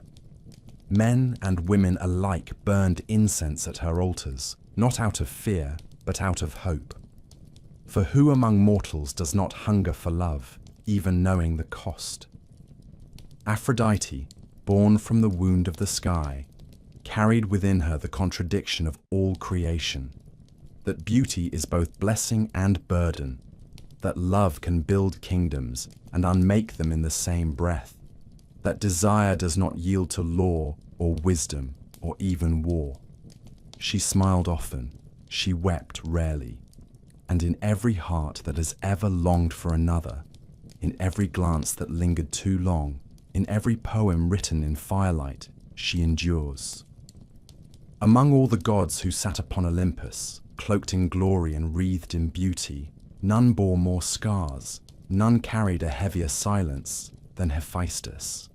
He was the god of the forge, the shaper of divine will made iron and gold, and yet he was born into the world not with songs and celebration, but with rejection.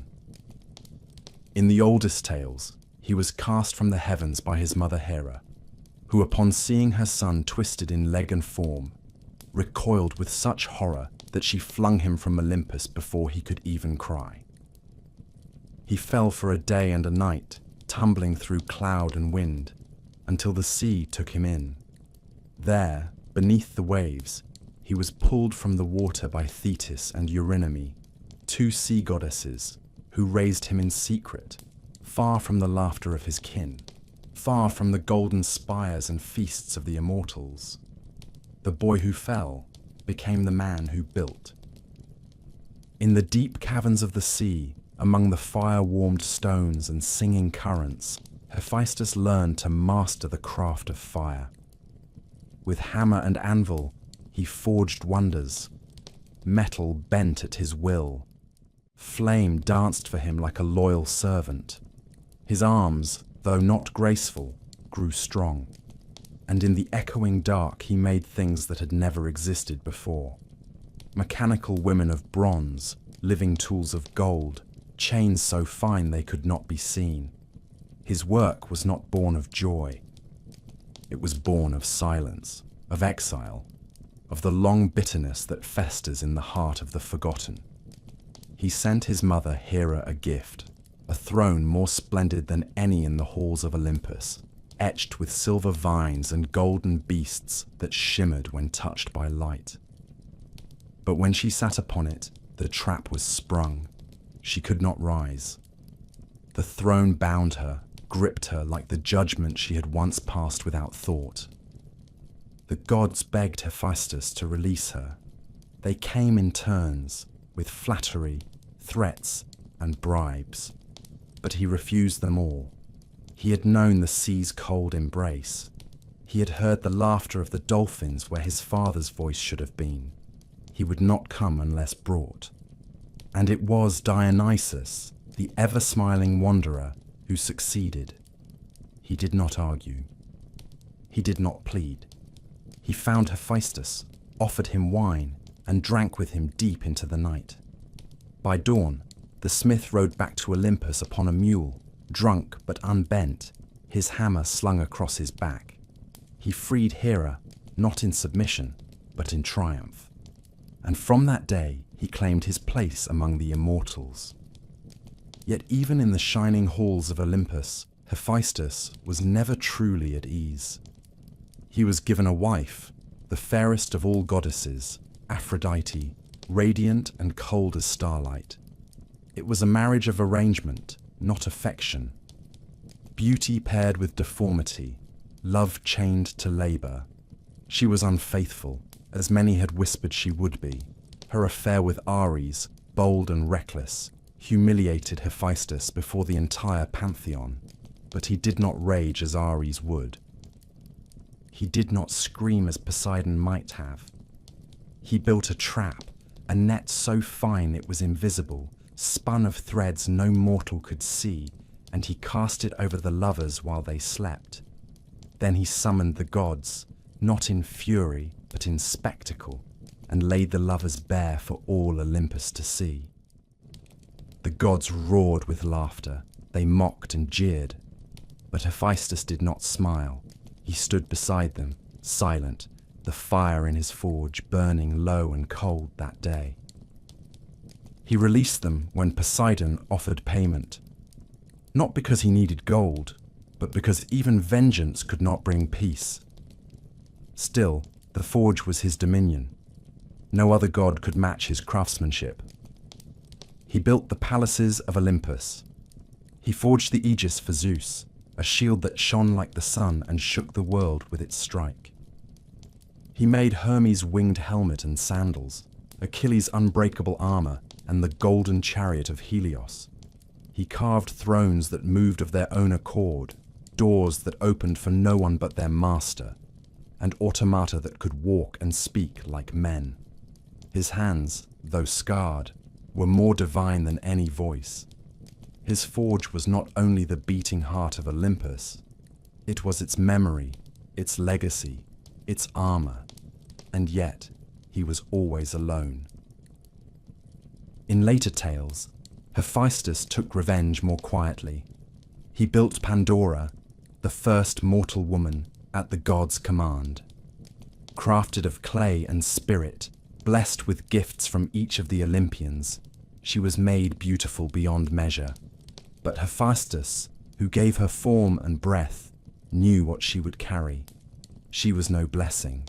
She was a vessel, a punishment wrapped in gold. When she opened the jar, not a box, as the poets later called it, the world changed. Sickness, sorrow, madness, and death poured forth. Only hope remained inside, trembling and unseen. It was his hand that shaped her. It was his will that obeyed the decree. But perhaps it was also his bitterness that whispered how to make her eyes too trusting, her hands too eager. Hephaestus was never worshipped for beauty. He was honored in fire, in anvils, in the ringing of hammers on steel. The people of Lemnos, where he was said to have landed after his fall, raised shrines in his name. The volcanic heat was called his breath. The sparks that leapt from the mountain were his laughter. He was not adored like Apollo. He was not feared like Hades. But when mortals needed weapons, when kings needed thrones, when cities rose from dust, they prayed to the god with the limp and the flame. He remained in his forge, always working, always watching. While others feasted and plotted, he built. While others danced and drank, he poured molten bronze. And though the gods might forget him in the songs they sang, they could not do without him. For every victory, every monument, every sacred weapon bore the echo of his fire. And in the end, perhaps that was enough. Hephaestus, the outcast, the maker, the betrayed, forged not only metal, but Olympus itself. He bore no crown, but he shaped them all. On the day Hermes was born, the wind shifted. It was not a great tempest, nor a divine omen, but a quiet change, a trickle of air curling where none had been before. Maia, one of the Pleiades, dwelled in a cave on Mount Selene, far from Olympus, wrapped in solitude and shadow. She bore Zeus's child in silence, without the clamour that usually accompanied the birth of gods.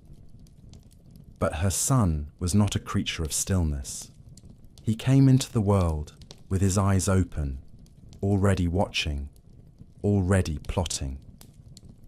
Before the first dusk of his life had fallen, Hermes had slipped from his swaddling cloth and set off into the world, as if the mountain could not hold him, and his cradle had never been meant to bind him. He would become the god of boundaries, and he began his life by crossing one. That same evening, the infant god reached Thessaly, where Apollo's sacred cattle grazed beneath the sun. Hermes looked upon them, not with reverence, but with mischief. He drove them away, hiding their tracks by fashioning sandals for their hooves and walking them backwards, a trick so clever that not even the far-seeing Apollo could follow the trail. He killed two, offered sacrifice to himself, and returned to his cave before the dawn, lying once more like a helpless babe, his eyes shut in feigned innocence. But the truth of Olympus is that nothing stays hidden for long. Apollo came, radiant and furious, dragging the child before Zeus to demand justice. And there, in the throne room of the gods, Hermes spoke for the first time, not in plea, but in poetry. With the same breath in which he admitted his theft, he spun tales, sang songs, and laughed at his own audacity. Even Apollo, whose wrath could boil rivers, could not help but smile. Zeus saw himself in the boy. He heard in Hermes' voice the echo of his own younger cunning, and in the boy's grin, the spark of something far more dangerous than brute strength, intelligence untethered by conscience. Rather than punish him, Zeus embraced him. He made him herald of the gods, gave him a golden staff called the caduceus, and tasked him to walk freely between the worlds of gods, mortals, and the dead. From that moment, Hermes bore many names. He was Argephontes, slayer of Argus, the 100-eyed watchman whom he lulled to sleep with stories and song before drawing his blade. He was Psychopomp, the soul guide, who led the dead to the underworld not with fear, but with calm. He was the guardian of travelers, thieves, merchants, and messengers. Wherever there were crossroads, Hermes stood at the center. He was not mighty like Zeus. He was not golden like Apollo. He was not solemn like Hades. But Hermes moved faster than any of them. His winged sandals barely kissed the ground, and his mind moved faster still. When Hera sought to torment Io, Zeus's mortal lover, by placing her under Argus's watchful guard, it was Hermes who came to her rescue. With stories sweet as honey and music soft as wine, he put Argus to sleep, blade in hand. His dagger was quick, but his wit was quicker. The eyes of Argus, after death, were set into the feathers of Hera's peacock, a bitter tribute.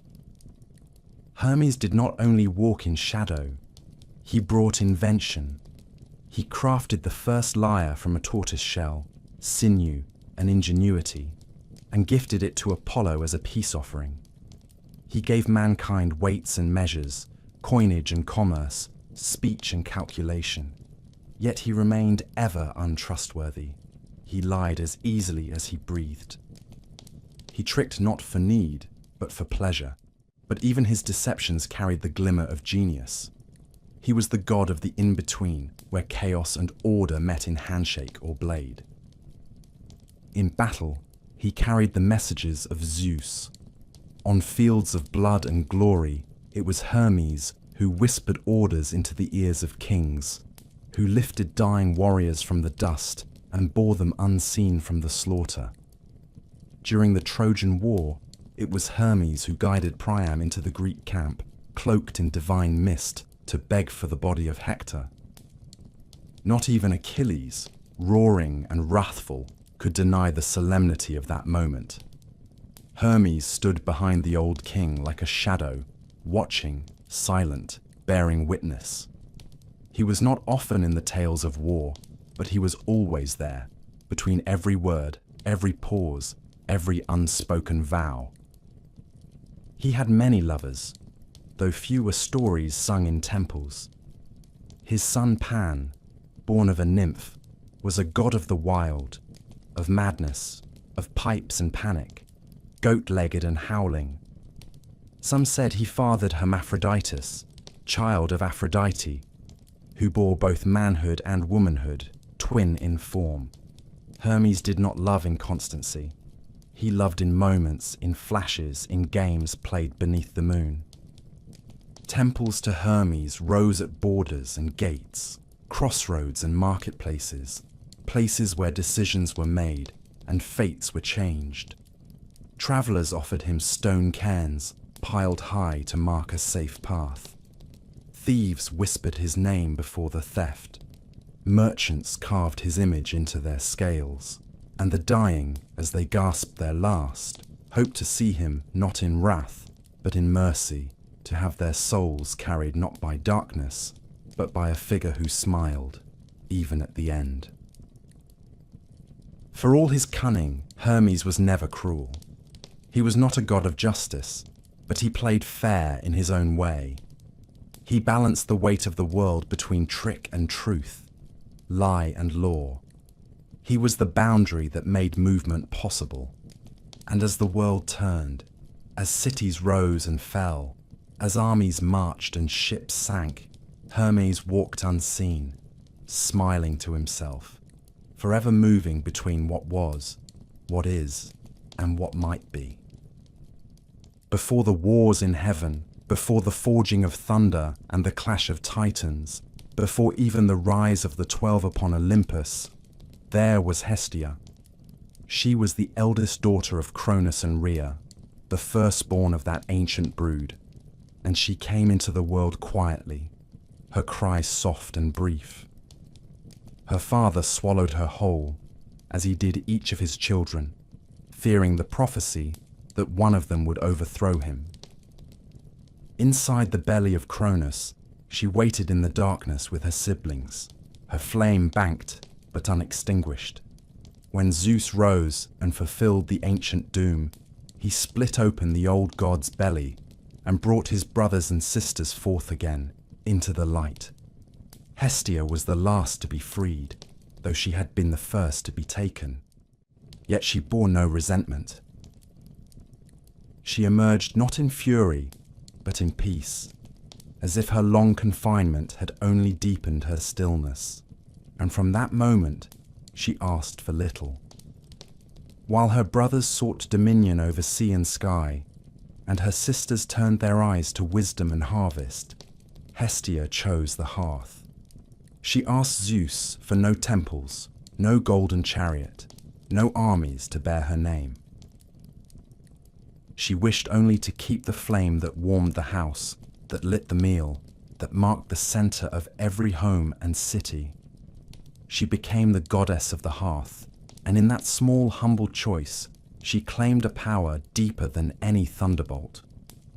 For when the storms rage and empires fall, the hearth remains. It is the first fire lit in the morning and the last to die at night. It is the circle where family gathers, where sacrifices are made, where gods are fed, and where oaths are sworn.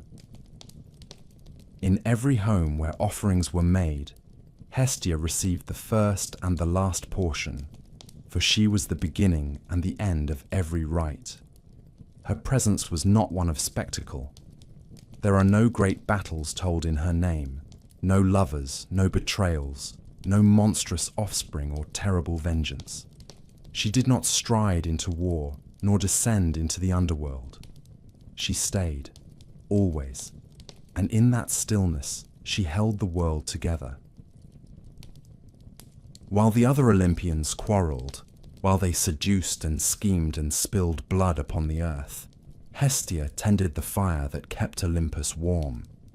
It was she who kept the sacred flame alive in every city. In Rome, she would be called Vesta, and her priestesses would guard the eternal fire under threat of death. In Greece, her altars never cooled. Even when a new city was founded, the settlers would carry a brand from Hestia's sacred flame to light the hearth in the new land. Without her, there was no home, no polis, no beginning.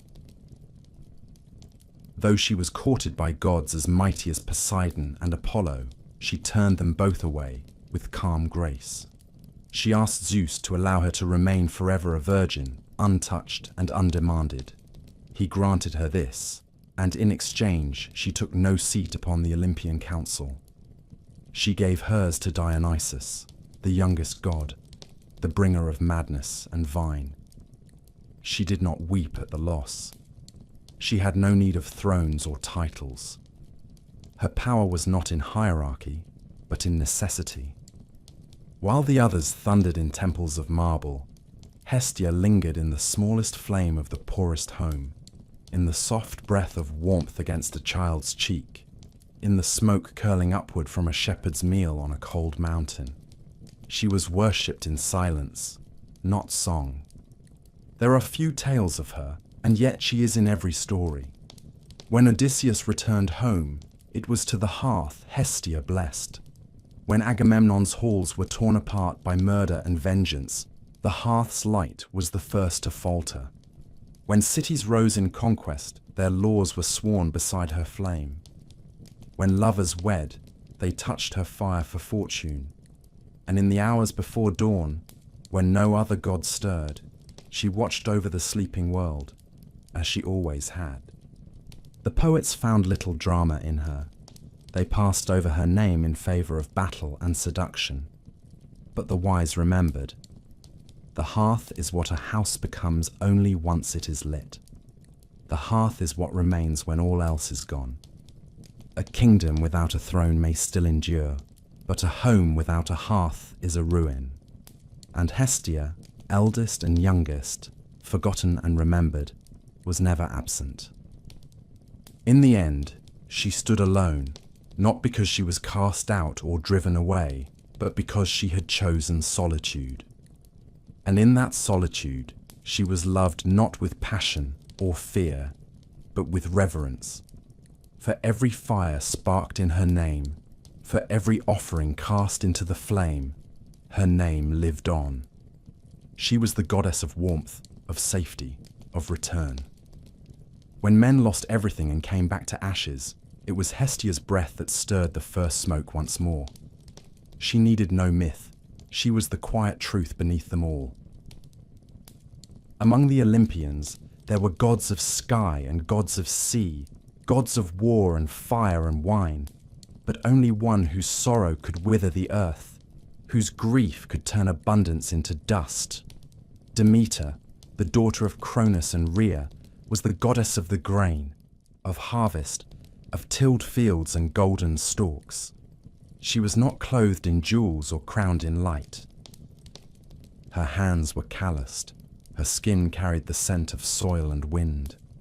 She wore the green mantle of spring and walked barefoot across the furrows of the earth. Mortals loved her, not in terror, but in gratitude. She brought them bread. She taught them the ways of planting and reaping. Without her, kings starved like beggars, and cities cracked open like husks. Yet Demeter's heart, though broad as the plains of Arcadia, was ruled by one love above all, the love of her daughter. Persephone was born of Zeus, fair as a new bloom, laughing as she danced among meadows and rivers, untouched by shadow, her footsteps light as petals. She was her mother's joy and mirror, and Demeter never let her far from her sight. The gods watched her grow. Even Hades, stern and silent in his kingdom below, watched her. His heart, which had never known longing, stirred at the sight of her youth. He said nothing to Demeter. He sought no blessing. He rose from the underworld in a chariot, black as pitch, drawn by horses whose breath smoked like fire, and seized the girl as she picked flowers in the vale of Nysa. The earth yawned open. The meadow was split, and by the time her companions screamed, Persephone was gone. Demeter searched the world. She walked across the fields she had once blessed, her hair unbound, her robes torn, her voice hoarse from calling. For 9 days and nights, she wandered without food or rest, bearing torches in both hands. Not even the gods dared to speak to her, for her grief was a storm without lightning, a silence more terrible than rage. She came at last to the house of Hecate, who had heard the girl's cry, and together they turned to Helios, the all-seeing sun. It was he who told the truth, that Hades had taken her, and that Zeus, father and king, had given his silent consent. Demeter turned away from Olympus. She cast off her divinity and walked the earth as a mortal. She came to Eleusis, where she sat beside a well, cloaked and unrecognizable. The daughters of King Celeus found her there and brought her to their mother, who welcomed the strange woman into her home. Demeter nursed the queen's son, Demophoon, and in secret tried to make him immortal, laying him in fire each night to burn away his mortal weakness. But the queen saw and screamed. The ritual was broken. Demeter revealed herself not in wrath, but in sorrow, and in her grief, she cursed the land. Nothing grew. The grain rotted in the field. Trees bore no fruit. The rivers ran slow and silted. Famine crept across the world like a shadow, and the smoke of dying hearths rose toward Olympus. Men and women prayed, not for favor, but for survival. And finally, Zeus relented. He sent Hermes down into the underworld to bring the girl back. Hades did not fight. He spoke gently, with the voice of a husband who knew he had done what could not be undone. He offered Persephone a throne beside his own. She had not wept. She had not screamed. But her silence had hardened, like the roots of old trees. And before she left, she took from him a single fruit, a pomegranate, blood red and bitter. She ate 6 seeds. So it was that Persephone returned to the world above, and the fields wept with joy. Demeter ran to her daughter, held her as if she could never let go. But the fates do not forget. Because she had eaten of the food of the dead, Persephone could not remain. For 6 months of the year, she would walk beneath the sun, and the flowers would bloom in her wake. But for 6 months more, she would return to the realm of shadows, a queen not stolen but enthroned, and the earth would mourn. In her sorrow, Demeter withholds her gifts. The winds grow cold, the trees cast off their leaves, the fields turn to frost.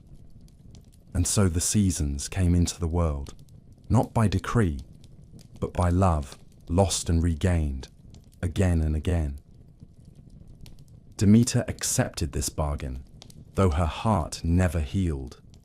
She founded the Eleusinian mysteries, rites so sacred and secret that even the poets dared not write them down. They promised a glimpse of Persephone's path, a hope of rebirth, the whisper that death was not the end. Mortals came from every land to walk the sacred road, to be initiated into her rites. They fasted and prayed and wept. And in the dark, they saw something bright, a memory, a promise, a mother's fire. Demeter was not often seen upon Olympus. She kept to the fields, to the temples where fires were lit and loaves were broken. She was no queen of thunder or tide, but when the people ate, they named her first. And when the snow fell and the harvest failed, they knew it was because a mother waited for her child to rise from the dark once more. Persephone was not born for darkness. She came into the world beneath the eyes of Demeter, her mother's laughter woven into her breath, her skin the color of ripened grain. She was called Kor, the maiden, the flower of spring. In the meadows of the mortal world she danced, untouched by age or grief, and wherever her feet touched the grass, wildflowers burst from the soil. She knew nothing of sorrow, for her mother kept sorrow at bay. She was the daughter of growth, of golden fields and clear skies. And yet, no god or mortal can outrun the shadow that waits beneath the earth. The world was not made to be only light. There is always a door beneath the root. There is always a silence beneath the song. It was in one such meadow that her fate caught her. She stooped to pluck a narcissus, the bloom so pale and bright that it seemed conjured. In that moment, the ground broke open, not with thunder, not with war, but with inevitability. Hades, lord of the underworld, rose from the chasm with a chariot of black iron and horses, whose hooves sparked fire. He reached out and took her. She screamed, the earth closed, and the world changed. He did not demand her love, but he offered her power. No other goddess ruled as she did there. No one defied her. She was not the girl who had danced in her mother's fields. She had descended, and the world had not followed. She sat beside Hades in silence, and something within her began to settle. It was not happiness, but it was certainty. When Hermes came to retrieve her, bearing Zeus's command and Demeter's sorrow, she did not rush to him. She listened. She weighed the world she had left against the one she had come to know. And then, as if she knew what must come, she ate. 6 seeds of a pomegranate, crimson and bitter. It was a choice, or perhaps the memory of one. The fruit bound her to the underworld, not forever, but for part of the year. half in shadow, half in light, bride of two worlds. When she returned to her mother, spring followed. The trees blossomed, the frost melted, the birds returned. But Kor was gone. She was Persephone now. She had seen the dead. She had ruled them. She had worn the iron crown. And though she smiled for her mother, there was a quietness in her eyes that had not been there before. She did not speak of what she had seen. Those who die do not return, but she had. And in her return was written the cycle of all things, the seed, the stalk, the harvest, and the fall. In the underworld, she came to be feared and worshipped as much as her husband, not for cruelty, for justice, for knowing. The Erinyes, the Furies, served her as they served him. The souls of the dead knelt before her as queen. She was not warmth, but she was not cold. She was the stillness in the tomb, the rustle of poppies at a grave, the soft voice that reminds mortals that all things must sleep, even gods. She was honored in Eleusis beside Demeter, in rites that whispered of death and rebirth. Initiates carried torches and fasted, seeking a glimpse of her path, the promise that even in death, something stirs. She was not sung of in war. She was not invoked by sailors or kings, but every field bowed to her. Every grave was hers. Every mother who buried a child cried out to her in silence. Persephone did not choose her fate, but she shaped it. She wore no chains. She was not weeping in the dark. She was sovereign. And each year when she rose from the underworld and the crocus bloomed, she reminded the world that even what is lost may return, though never unchanged. Her story was not tragedy. It was truth. That joy and sorrow are never far apart, that the earth feeds on both. And so she endures, in myth and memory, queen of spring and shadow, a goddess not of one realm, but of the threshold between. Long after the thrones of Olympus had been carved from cloud and marble, long after the Titans had been bound and the world divided between sky and sea and shadow, there came one who did not belong. He was not born into the cold splendor of Olympus, nor did he rise with spear or thunder in hand. Dionysus came into the world in secrecy, in sorrow, and in fire. He was the son of Zeus and Semele, a mortal woman of Thebes, and his story began not with war, but with a whisper. Semele was beautiful, and Zeus, ever wandering, came to her in disguise. But Hera, queen of heaven and wife to the king of gods, saw the shadow of infidelity bloom once more and moved against it with slow cruelty. She came to Semele as an old woman, kind and gentle, and planted the seed of doubt. If he truly is Zeus, she said, should he not reveal himself to you in his true form? And so Semele, caught between faith and fear, begged Zeus to come to her as he came to Hera. Zeus had sworn to grant her any wish, and bound by his oath, he obeyed. When he appeared in his divine glory, crowned in lightning, wrapped in celestial fire, the sight of him burned her to ash. But from her womb, he rescued the unborn child. He sewed the infant into his own thigh, carrying him there until he was ready to be born once more.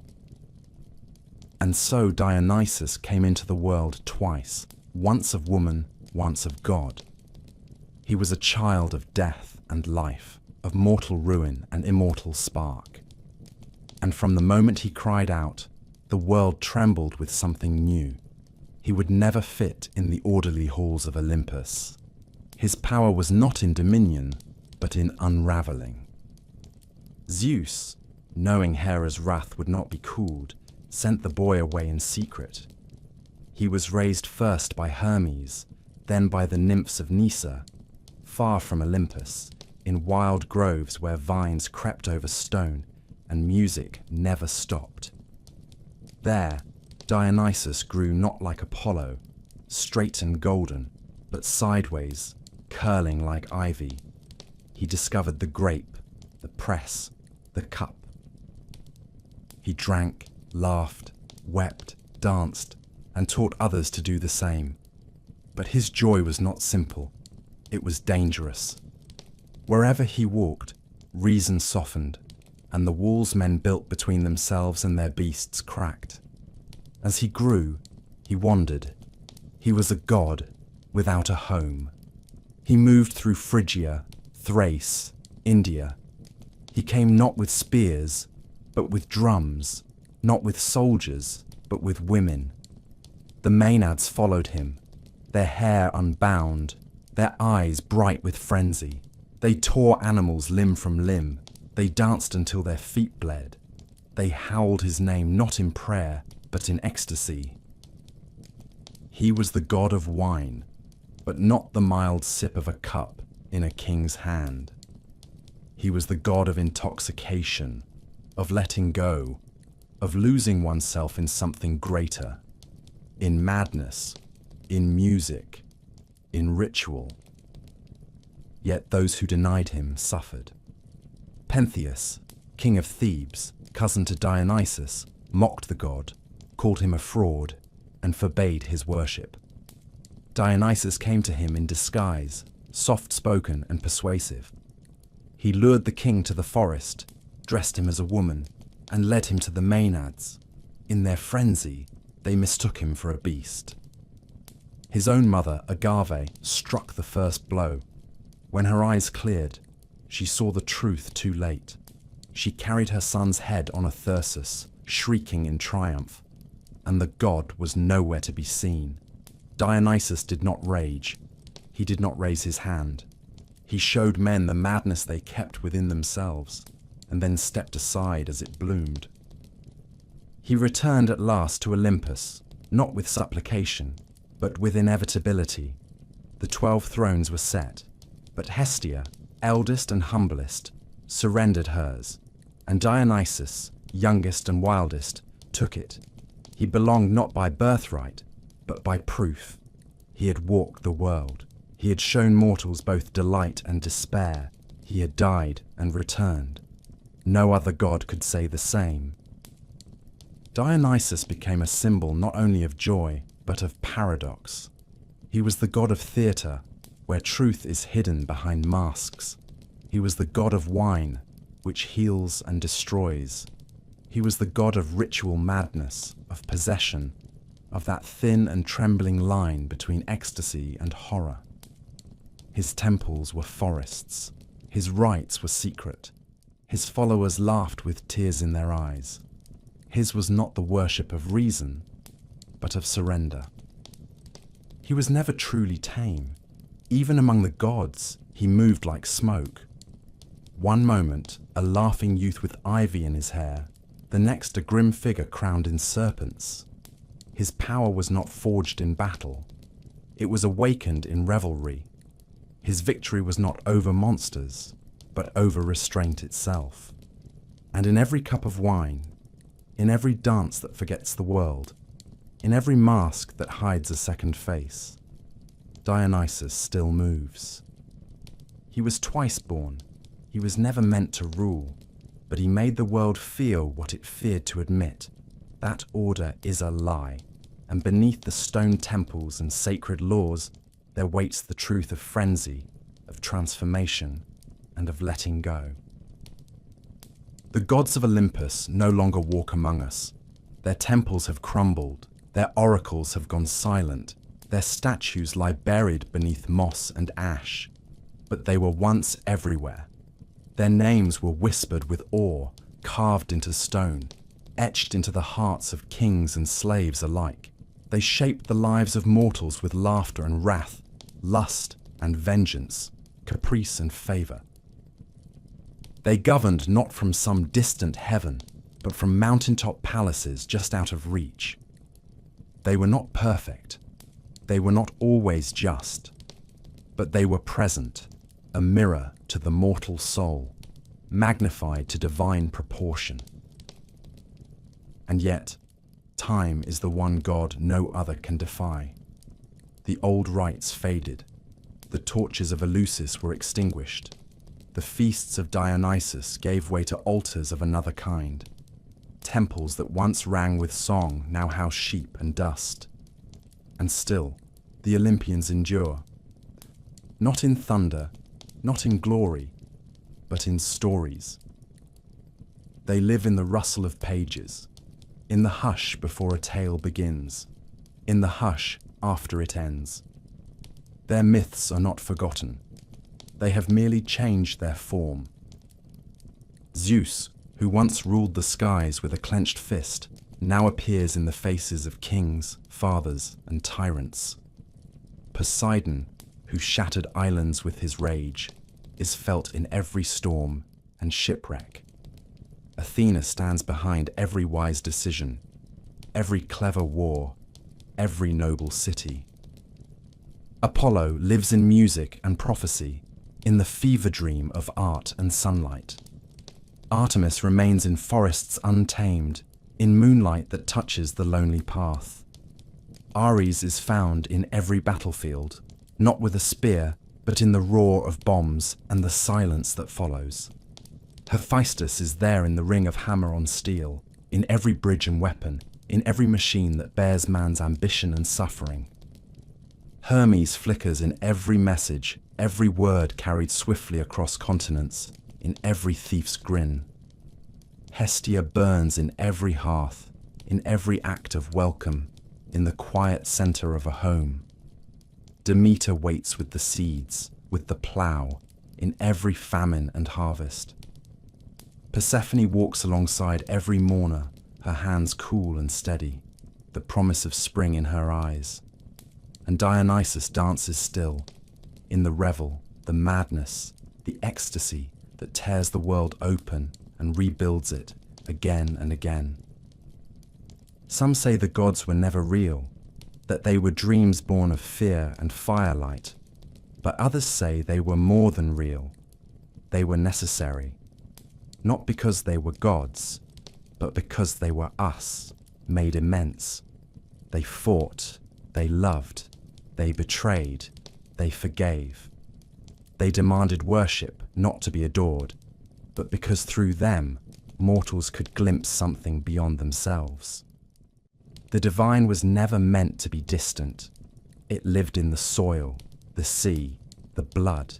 It still does. In the end, Olympus was never only a place. It was a mirror. It was the high place where men looked up and saw something like themselves, writ vast and terrible, beautiful and broken. And though the gods no longer answer prayers, though no thunder rolls in reply to offerings burned, their stories remain. They endure because we endure, and perhaps that is their truest immortality. When the wind rises through the ruins of Delphi, when the moon casts shadows across a forgotten altar, when a story is told by firelight and a child's eyes widen with wonder, the gods stir, not in power, in memory, in myth, and in that they remain eternal.